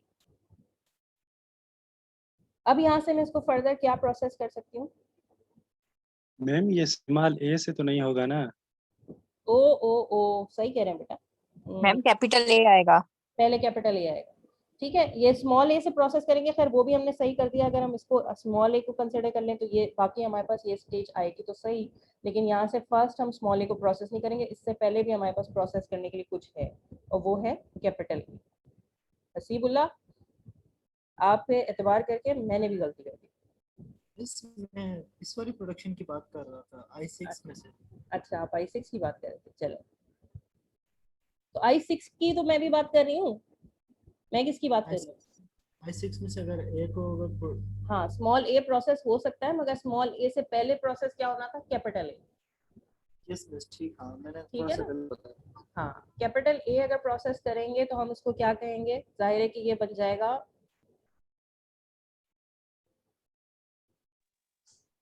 मैम I7 जो ऊपर वाली आपने लिखी है उसके अंदर कैपिटल ए आएगा और जो नीचे वाली है उसके अंदर स्मॉल ए आएगा। चलो, तो इसको ए स्मॉल ए को भी करते हैं प्रोसेस दोबारा। इसको कैपिटल ए कर दे मैम। करने की कोशिश करते हैं, इसको कैपिटल ए कर देते हैं, चलो ये बात भी सही है, और इसको कर देते हैं स्मॉल ए, इसको कर देते हैं स्मॉल ए। अब हम कर रहे हैं क्या, स्मॉल ए को प्रोसेस। जब हम स्मॉल ए को प्रोसेस करेंगे तो इस प्रोडक्शन की हालत क्या हो जाएगी, इसका सिचुएशन कुछ ऐसी हो जाएगी कि हमारे पास हो जाएगा A produces A dot A, क्योंकि हम स्मॉल ए को प्रोसेस कर चुके हैं। और क्योंकि ये प्रोडक्शन हमने सिर्फ उठा के कॉपी पेस्ट की है तो इसका लुक अहेड चेंज नहीं करेंगे, इसका लुक अहेड हो जाएगा डॉलर। ठीक है, अच्छा जी। और अब क्योंकि डॉट आ गया है इस कैपिटल ए के साथ, तो मुझे इस ए का क्लोजर परफॉर्म करना पड़ेगा। ए का क्लोजर परफॉर्म करने के लिए मुझे ए की प्रोडक्शंस को करना पड़ेगा कॉपी, वो हम यहाँ करने की कोशिश करते हैं। ठीक है, तो यहाँ पर हम इसको कहते हैं ए प्रोड्यूसेस डॉट ए और ए प्रोड्यूसेस डॉट पी। ठीक है, और बाकी मेरे पास पीछे क्या बचा, डॉलर। तो अगली प्रोडक्शन का जो लुक अहेड होगा वो क्या होगा, डॉलर, और इस प्रोडक्शन का भी लुक अहेड क्या होगा, डॉलर। तो देखें ये दोबारा कॉपी नहीं हो गया, सेम। ये स्टेट और ये स्टेट क्या बिल्कुल सेम नहीं है, हाँ जी ये बिल्कुल सेम है। तो अब इसके लिए हमें क्या करना चाहिए, हमें नई स्टेट बनाने की जरूरत ही नहीं है ना, क्योंकि ये दोनों स्टेट्स बिल्कुल सेम आ गई, ये रिडंडेंसी है। तो इसको मुझे दोबारा बनाने की एक्चुअली जरूरत होनी नहीं चाहिए। मुझे क्या करना चाहिए, लूप यूज करेंगे, लूप बना देना चाहिए, बिल्कुल सही है। तो होपफुली मुझे यहाँ पर अच्छा सा लूप कोई मिल जाएगा, है यहाँ पे लूप।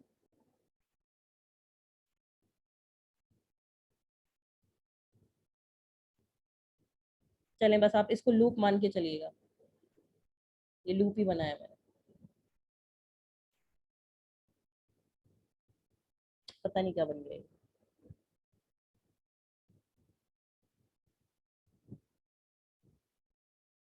इससे बनाऊं लूप, इससे बना देते हैं, या ये बनाते हैं, चलें ये लूप जैसा लग रहा है थोड़ा। ठीक है, ये लूप किसके लिए है मेरे पास, स्मॉल ए के लिए।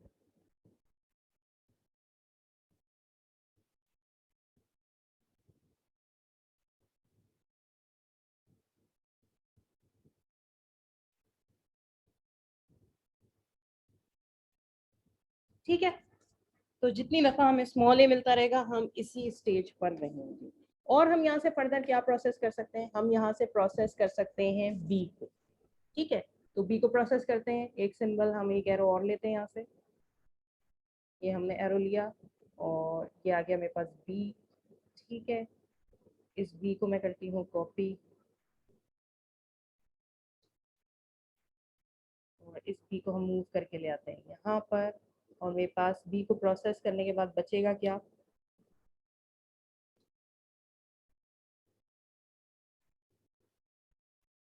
ए प्रोड्यूसेस बी डॉट, वो तो सही है, लेकिन लुक अहेड जो है जो पहले स्टेज पर था वही यहाँ पर भी रहेगा। तो यहाँ पर मेरे पास लुक अहेड आ जाएगा एक्चुअली डॉलर। ठीक है, और ये हो जाएगा मेरे पास स्टेट नंबर I8। ठीक है, तो ये हमने यहाँ तक फाइनल आइटम तक पहुँचा दिया है, और मुझे लगता है कि शायद अब आप लोगों को इतनी अंडरस्टैंडिंग आ चुकी है कि मुझे इसको पूरा फर्दर कंप्लीट करने की ज़रूरत नहीं है। ये पूरा हमारे पास स्टेट चार्ट बना हुआ है, अगर आप देख सकें इसको, तो ये वो 9 की 9 स्टेट्स हम क्लास में भी वाइट बोर्ड पर कर चुके हैं, लेकिन एक दफ़ा और मैंने आपके लिए रिपीट कर दिया है। ये पूरा कंप्लीट स्टेट चार्ट है जिसके अंदर सारे फाइनल आइटम आ चुके हैं। ठीक है, तो अब मैं एक्सपेक्ट आप लोगों से ये कर रही हूँ कि आप ये अगर आपके पास ये आएगा तो आप क्रिएट कर सकेंगे canonical collection of LR1 item. चलें, very good. Yes ma'am. Miss हमारे यहाँ जुम्मे की नमाज का वक्त हो गया है, तो I will listen recorded lecture. ठीक है बेटा, वो आपकी चॉइस है। मुझे ये लेक्चर कंप्लीट करना है, मेरे पास सिर्फ 20 मिनट्स बाकी रह गए, 22 मिनट्स, और उसमें हम ये डिस्कशन कंप्लीट कर देंगे। आखिरी जो क्रूशल पार्ट था वही रह गया है कि अब LA, LR और CLR1 में फ़र्क क्या है। तो अब हमें इस डायग्राम से क्या बनाना है, हमें बनानी है पार्सिंग टेबल, और CLR1 पार्सिंग टेबल हम लास्ट क्लास में बना चुके हैं। पार्सिंग टेबल बनाने के लिए जो सबसे पहला काम आपको क्या करना है वो तो ये कि आपके पास ये स्टेट चार्ट डायग्राम होना चाहिए और आपके पास कुछ नंबर होने चाहिए। ठीक है, ये मेरे पास टोटल 3 प्रोडक्शन है, एक S प्रोड्यूसेस AA, एक A प्रोड्यूसेस AA और एक A प्रोड्यूसेस B। तो इन तीनों प्रोडक्शंस को हम यूनिक नंबर दे देंगे। ये प्रोडक्शन नंबर 1 हो गई, ये प्रोडक्शन 2 हो गई, ये प्रोडक्शन 3 हो गई। और इसकी बुनियाद पर मैं लास्ट क्लास में आपको सिखा चुकी हूँ कि हम कैसे बनाते हैं CLR1 पार्स टेबल। ठीक है, CLR1 पार्स टेबल में हम सबसे पहले देखते हैं कि अपनी टेबल को 2 पार्ट्स में डिवाइड करते हैं। एक पार्ट को हम कहते हैं एक्शन, दूसरे पार्ट को हम कहते हैं गो टू। एक्शन के अंदर हम वो तमाम सिंबल्स लिख देते हैं कि जो हमारे टर्मिनल सिंबल्स होते हैं, और गो टू के अंदर हम वो सिंबल्स लिख देते हैं जो हमारे नॉन टर्मिनल सिंबल्स होते हैं। मलूक देखें, जैसे कि आप कह रहे थे कि एक सिंबल और बढ़ जाएगा, तो यहाँ पर एस एक सिंबल जरूर है, लेकिन ये पूरा एस हमें खाली नजर आ रहा है। इसके होने या ना होने से कोई फर्क नहीं पड़ रहा। ये लिखा हुआ भी है तो भी हमें कुछ नहीं कह रहा, ना ही लिखा। इसी तरह मुझे लगता है कि वहां पर एस डैश जो आपका आएगा वो भी अगर आ भी जाएगा तो वो खाली ही पड़ा होगा, उसके अंदर कुछ नहीं होगा। ठीक है, उसका इतना मेजर रोल नहीं आएगा।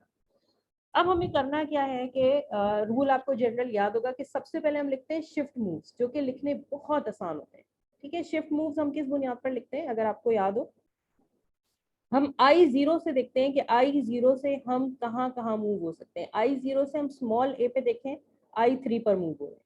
ये मैं इस एज की तरफ आपको आपकी तवज्जो लाना चाह रही हूँ कि I3 एक स्टेट थी और I3 से अगर मुझे स्मॉल a मिलता है तो मैं I0 पे अगर मुझे स्मॉल a मिलता है तो मैं I3 पर जा रही हूँ।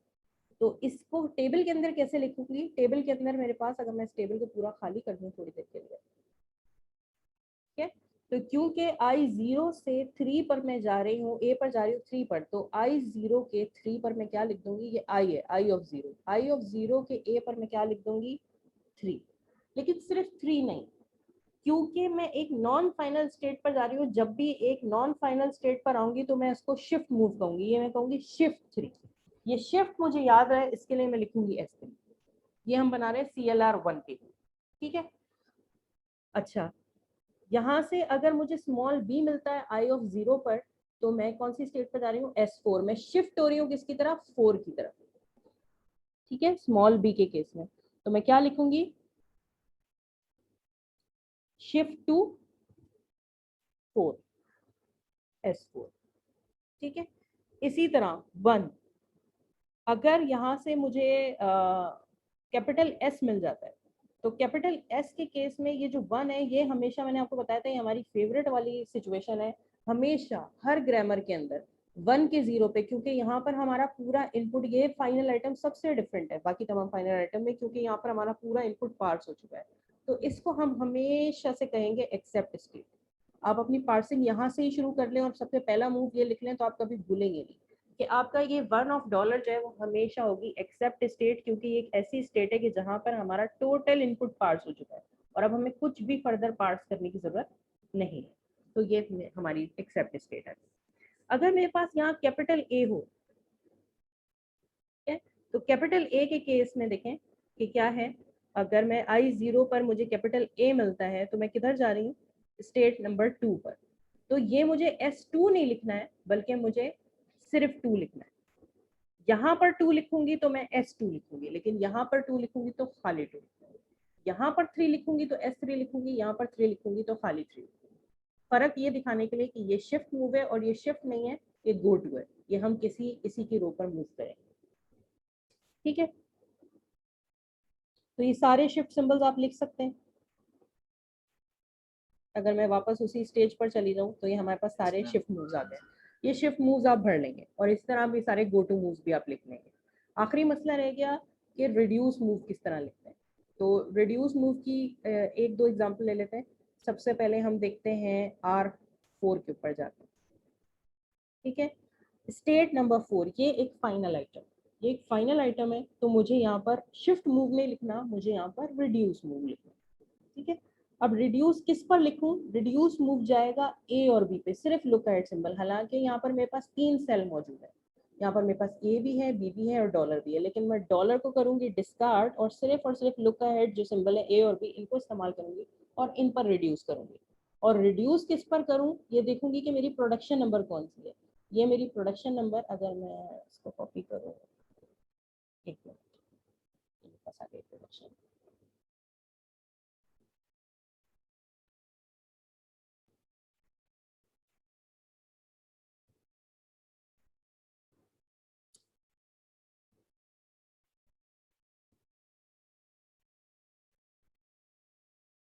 चलो ठीक है, बहरहाल आप ये समझ जाएंगे ना, ये मेरे पास प्रोडक्शन नंबर 1, 2 और 3 है।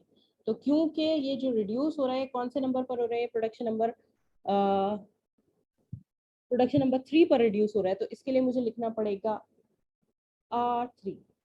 R3 इसलिए क्योंकि ये रिड्यूस हो रहा है प्रोडक्शन नंबर 3 पर, और ये प्रोडक्ट ए पर भी लिखूंगी और यही R3 में बी पर भी लिखूंगी। ठीक है, इसी तरह हम अगला एक और फाइनल आइटम देख लेते हैं। मेरे पास अगला आइटम है फाइनल आइटम I5। ठीक है, तो 5 पर जाकर मेरे पास सिर्फ एक लुक अहेड सिंबल है, डॉलर। तो हालांकि 5 पे मेरे पास 3 सेल मौजूद हैं, लेकिन क्योंकि लुक अहेड में सिर्फ डॉलर पड़ा है, इस डॉलर की वजह से मैं लुक अहेड एंट्री जो है वो सिर्फ और सिर्फ रिड्यूस एंट्री कहाँ करूंगी, अपने इस वाले सेल के अंदर करूंगी जो कि डॉलर वाला है। और किस पर रिड्यूस करना है मुझे, प्रोडक्शन नंबर 1, क्योंकि ये कौन सी है, एस प्रोड्यूसेस ए, कौन सी प्रोडक्शन है, मेरी प्रोडक्शन नंबर 1 है। तो यहाँ पर मुझे लिखना पड़ेगा R। ठीक है, इसी तरह हम देख लेते हैं अगला फाइनल आइटम मेरे पास कौन सा है। अगला फाइनल आइटम है मेरे पास 6। ठीक है, I6, देयर इज I6, मिट गया, रिमूव हो गया। यहाँ से देख लेते हैं I7 या I6, ये मेरे पास शायद नंबरिंग में चेंज हो गया, ये है I6। ठीक है,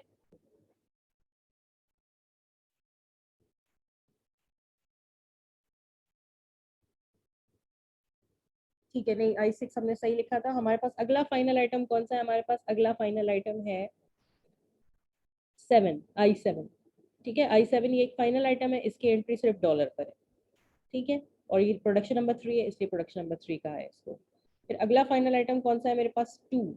ठीक है, I8 मेरे पास कहाँ है, I8 मेरे पास ये रहा, और यहाँ पर लुक अहेड सिंबल 2 है, A और B। तो इनकी प्रोडक्शन जो है, इनकी जो रिड्यूस मूव आएगा वो A और B के ऊपर आएगा।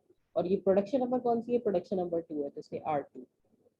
ठीक है, और फिर आखिर में मेरे पास क्या है, 9। I9 भी मेरे पास एक फाइनल आइटम है, प्रोडक्शन नंबर 2 है, और लुक अहेड सिर्फ डॉलर है। तो ये मेरे पास ये पूरी टेबल आ गई। ये टेबल आप लास्ट क्लास में बना चुके हैं, और ये कौन सी टेबल है, ये टेबल है CLR1। अब सवाल ये कि CLR1 और LALR में क्या फर्क है। मामूली सा, बहुत छोटा सा फर्क है। आप ये नोट करें, देखें अगर ये हमारी टेबल हो, स्टेट नंबर I3 और I6 को देखें जरा। स्टेट नंबर I3 कहाँ है, I3 ये है और I6 है ये दोनों बिल्कुल सेम नहीं है। ये दोनों स्टेट्स बिल्कुल सेम है, लेकिन फर्क सिर्फ लुक अहेड का है। तो लुक अहेड तो हम टेबल में लगा देंगे कि लुक अहेड का काम यही होता है कि एंट्री डॉलर पे करनी है, ए पे करनी है या बी करनी है। लेकिन अगर हम बाकी स्टेट को देखें लुक अहेड को छोड़ के, तो ये दोनों स्टेट्स बिल्कुल सेम नहीं। ग्रामर की सिचुएशन है इसमें बिल्कुल सेम नहीं है।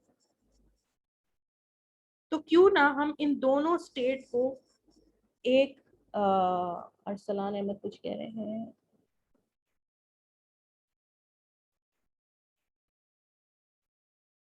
अच्छा ठीक है, क्योंकि दोनों बिल्कुल सेम है, इस वजह से हम क्या करेंगे कि इन दोनों स्टेट्स को मर्ज कर देंगे।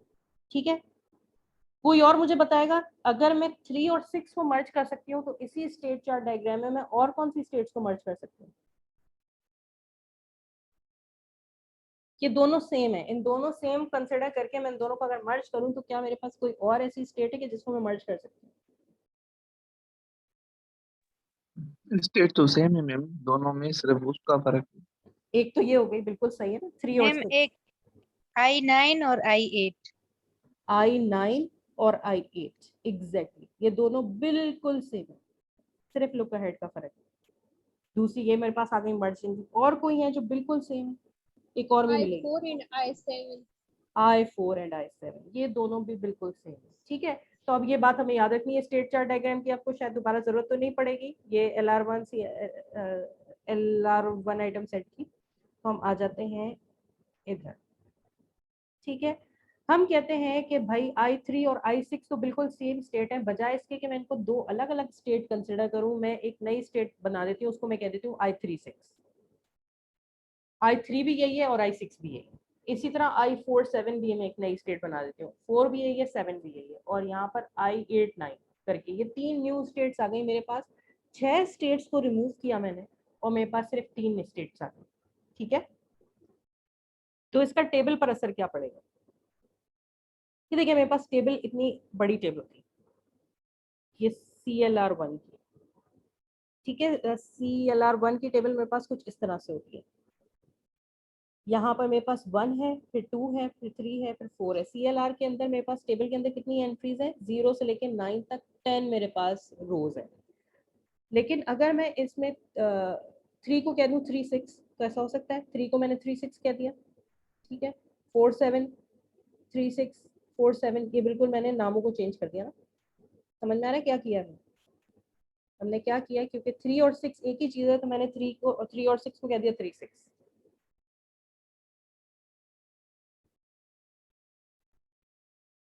ठीक है, क्योंकि मेरे पास 4 और 7 बिल्कुल सेम है, तो मैंने 4 को 4 7 कह दिया। क्योंकि मेरे पास 3 और 6 बिल्कुल सेम है, तो मैंने इसको 3 6 कह दिया। क्योंकि मेरे पास 4 7 बिल्कुल सेम है, तो मैंने इसको 4 7 कह दिया। क्योंकि मेरे पास जो है 8 और 9 बिल्कुल सेम है, तो मैंने इसको 8 9 कह दिया। क्योंकि मेरे पास 8 और 9 बिल्कुल सेम है, तो मैंने इसको 8 9 कह दिया। ऐसा कह सकती हूँ मैं? ठीक है, तो अब क्या मैं इनको मर्ज कर सकती हूँ?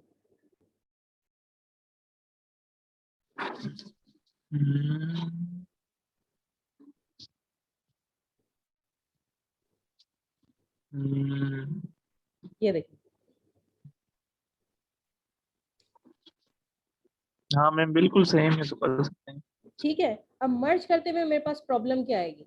यहाँ पर जैसे अगर ये S3 पर मर्ज हो रही है, ठीक है, 3 6 मेरे पास अब 3 नाम की कोई स्टेट नहीं है, मेरे पास 3 6 नाम की स्टेट है, तो ये क्या हो जाएगा? S3 जो लिखा है S3 नहीं होगा, S3 6 हो जाएगा।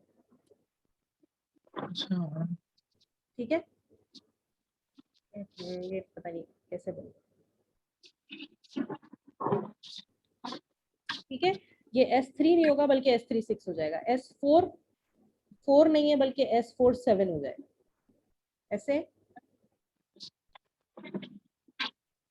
ठीक है, ये R3 नहीं होगा, ये R3 6 हो जाएगा। ठीक है, जहां जहां 3 आ रहा है वहां 3 6 आ जाएगा, और जहां जहां 7 आ रहा है वहां 4 7 आ जाएगा। ठीक है, क्योंकि एक ही स्टेट है। इसका फर्क क्या पड़ेगा हमारी टेबल के ऊपर? देखिए, ये हमारी टेबल इतनी बड़ी बननी थी, लेकिन ये टेबल कितनी स्मॉल हो जाएगी। जो LR1 पार्सिंग टेबल है वो as compare to CLR parsing table बहुत स्मॉल होती है। ठीक है जी मैम, ये जो हम रिड्यूस और शिफ्ट मूव कर रहे हैं, ये तो हम उसको देखकर कर रहे हैं ना जो हमारा लुक हेड है। जी जी बिल्कुल। तो मैम इसमें कंफ्यूजन नहीं हो जाएगी? मतलब डॉलर भी, मतलब एक प्रोडक्शन का लुक हेड वो डॉलर जो है और दूसरी का AB है। जो AB वाली एंट्री है वो आप AB के अंदर कर देंगे, और जो डॉलर वाली एंट्री है वो डॉलर के अंदर। कंफ्यूजन नहीं होगी, लेकिन आपका जो मूव्स है वो कम हो जाएंगे। ठीक है, देखिए इसको पूरा कंप्लीट करते हैं। किस स्टेट पर हम खड़े हुए थे? ये 4 7 हो गई, ठीक है, ये 4 7 हो गई।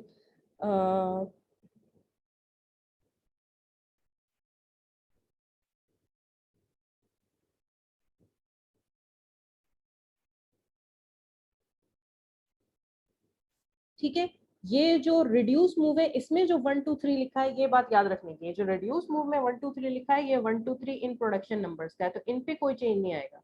ये जो 1 2 3 लिखा हुआ था शिफ्ट के अंदर और गो टू के अंदर, गो टू और शिफ्ट के अंदर जो 1 2 3 लिखे हैं, ये कौन से 1 2 3 है?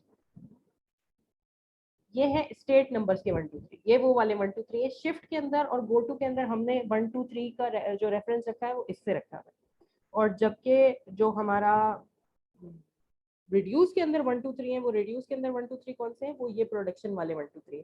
तो रिड्यूस मूव की नंबरिंग में कोई फर्क नहीं आएगा, जहां R1 है वहां R1 ही रहेगा, जहां R2 है वहां R3 रहेगा। लेकिन फर्क कहाँ आएगा? जहां पर शिफ्ट और गो टू है। ठीक है, जहां पर शिफ्ट S3 था वहां पर S3 6 आ गया, जहां पर S4 7 है वहां पर, ये देखिए ये डिफरेंस आ गया। समझ में आई बात? रिड्यूस मूव्स के अंदर कोई चेंज नहीं आया है, लेकिन फर्क कहाँ पर आ गया हमारे पास फर्क आ गया है शिफ्ट मूव्स के अंदर। तो इसका फायदा क्या है? इसका फायदा ये है कि अगर 4 और 7 सेम, ये देखिए ये दोनों सेम है, ये इसका डॉलर खाली है और ये भी सेम है, ये 4-7 देखें और ये 4-7 देखें, दोनों सेम स्टेट है। इसके ए बी पर एंट्री है, इसके डॉलर पर एंट्री है। जबरदस्ती हमने 2 रोज की जगह क्यों मेमोरी में सेव कर रखी है, जबकि काम एक रो में हो सकता है? ऐसा नहीं हो सकता कि मैं R3 को ऊपर ही लिख दूं यहाँ पर, ठीक है? Yes ma'am. ठीक है, ये रो मेरी खत्म हो जाए, इसको मैं रेड कर देती हूँ थोड़ी देर के लिए, ये रो मेरी खत्म हो गई और मैंने R3 यहाँ लिख दिया। इसी तरह देखें कि 8 और 9 क्योंकि सेम है, 8 और 9 क्योंकि सेम है, तो अब देखें R2 की एंट्री A और B पर अलग हुई हुई है और डॉलर पर अलग हुई है, तो ये मैं खत्म नहीं कर सकती। ये R2 में यहीं लिख दूं, R2, और ये रो खत्म कर दूं। यस ठीक है, इसको मैं खत्म करने की कोशिश कर रही हूँ। मैम ये बात तो सेम ही है ना, मतलब एंट्रीज तो उतनी ही हो रही है। एंट्रीज उतनी हो रही है, लेकिन टेबल का साइज मेमोरी में देखें, ऑपरेटर प्रेसिडेंस पार्सर में भी हमने ये चीज पढ़ी थी कि हमारा सारा फोकस किस बात पर है कि हमारी टेबल की जो साइज है वो किसी तरह से रिड्यूस हो जाए। ठीक है, तो ये टेबल एफिशिएंसी अभी, क्योंकि ग्रामर हमने बहुत छोटी ली है, सिर्फ 3 प्रोडक्शन की लिए, तो आपको इसका इम्पैक्ट इतना नजर नहीं आ रहा कि टेबल जो है वो छोटी थी, 9/5 की थी, और वो 9/5 से छोटे साइज पर चली गई। लेकिन ये आप जितनी बड़ी लैंग्वेज होती जाएगी उतनी ही हमारी टेबल बड़ी होती जाएगी, वो मेमोरी में एक साइज कंज्यूम कर रही होगी, मेमोरी के अंदर एक जो है वो पूरी रिसोर्सेज को कंज्यूम कर रही होगी। तो एक्चुअली LALR1 में और CLR1 में वैसे कोई फर्क नहीं है, अप्रोच दोनों की सेम है, लेकिन LALR1 मेमोरी कम कंज्यूम करेगा, सिर्फ इम्पोर्टेंट बात ये है। बल्कि सिर्फ ये LALR1 के अंदर फर्क नहीं, पहले तो मैं 1 मिनट कंक्लूड करके आपको ये टेबल दिखा दूं कि अगर CLR1 इतनी बड़ी जगह ले रही थी, ये CLR1 अगर इतनी बड़ी जगह ले रही थी, तो उसके कंपैरिजन में LR1 टेबल जो है LALR1 वो इतनी छोटी है। तो जाहिर है कि बहुत कम इसके अंदर जो है मेमोरी की कंजम्पशन है जो हमें नजर आ रही है। एक तो बात ये है, और दूसरी इंपॉर्टेंट बात ये है, कंक्लूड मैं यहाँ पर करना चाहूंगी कि ये जो चारों LR पार्सिंग, ये सब LR पार्सिंग है। Overall parsing algorithm LR parsing में एक ही है, चाहे वो LR0 हो, चाहे वो LR1 हो, चाहे वो LLR1 हो, चाहे वो CLR1 हो, इन चारों के अंदर अल्गोरिथम में कोई डिफरेंस नहीं है। माइनर डिफरेंस एफिशिएंसी का ही है कि सबसे पहले हम LR0 में ब्लाइंडली रिड्यूस मूव रखते हैं, ठीक है। SLR1 में हम सिर्फ और सिर्फ रिड्यूस मूव कहाँ रखते हैं? राइट हैंड साइड के फॉलो में, लेफ्ट हैंड साइड के फॉलो में। CLR1 में हम रिड्यूस मूव कहाँ रखते हैं? सिर्फ और सिर्फ लुक का हेड के अंदर, और LALR1 में उस लुक का हेड को भी हम मर्ज कर देते हैं और हमारे पास अल्टीमेटली बहुत एक एफिशिएंट टेबल आ जाती है। तो इन तीनों चारों के अंदर कोई फर्क नहीं है। जो आप कह रही है ना कि CLR1 और LALR में फर्क नहीं है, बिल्कुल सही आप कह रही है, लेकिन इसको एक स्टेप और लेकर जाएं कि इन चारों पार्सिंग एल्गोरिथम्स में ही कोई डिफरेंट नहीं, पार्सिंग अप्रोच तो सेम ही है चारों में। जो माइनर फर्क क्या है वो एफिशिएंसी का है कि कौन सा एल्गोरिथम कितना एफिशिएंट तरीके से काम करता है। पहले किसी ने LR0 का जो है वो पार्सिंग मैकेनिज्म दिया, उसको किसी ने इम्प्रूव किया SLR1 के साथ, फिर उसको किसी ने इम्प्रूव किया CLR1 के साथ, और फिर अल्टीमेटली किसी ने इम्प्रूव किया LALR1 के साथ। तो LALR1 हमारे पास एक पार्सिंग टेबल आ गई जो कि सबसे एफिशिएंट पार्सिंग टेबल है। अगर आपको अच्छे तरीके से पार्सिंग करनी है तो आप LR1 पार्सिंग टेबल बनाएं और वो जो है वो एफिशिएंटली आपकी काम कर रही हो। ठीक है, आई होप मैं क्लियर कर पाई हूँ।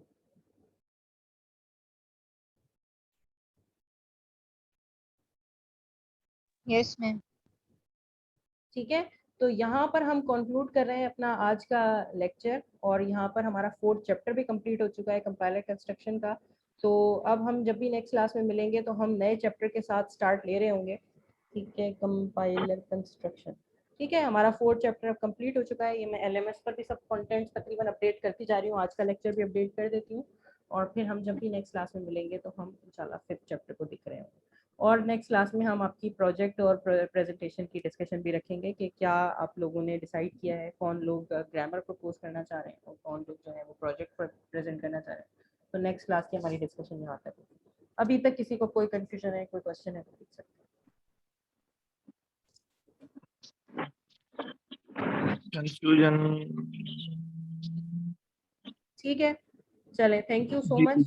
फिर अब आप लोगों से, आप लोग जाके जुम्मे की नमाज पढ़ें और रोज़ा अफ्तार करें और घर वालों को जो है टाइम दें। ठीक है जी, थैंक यू सो मच।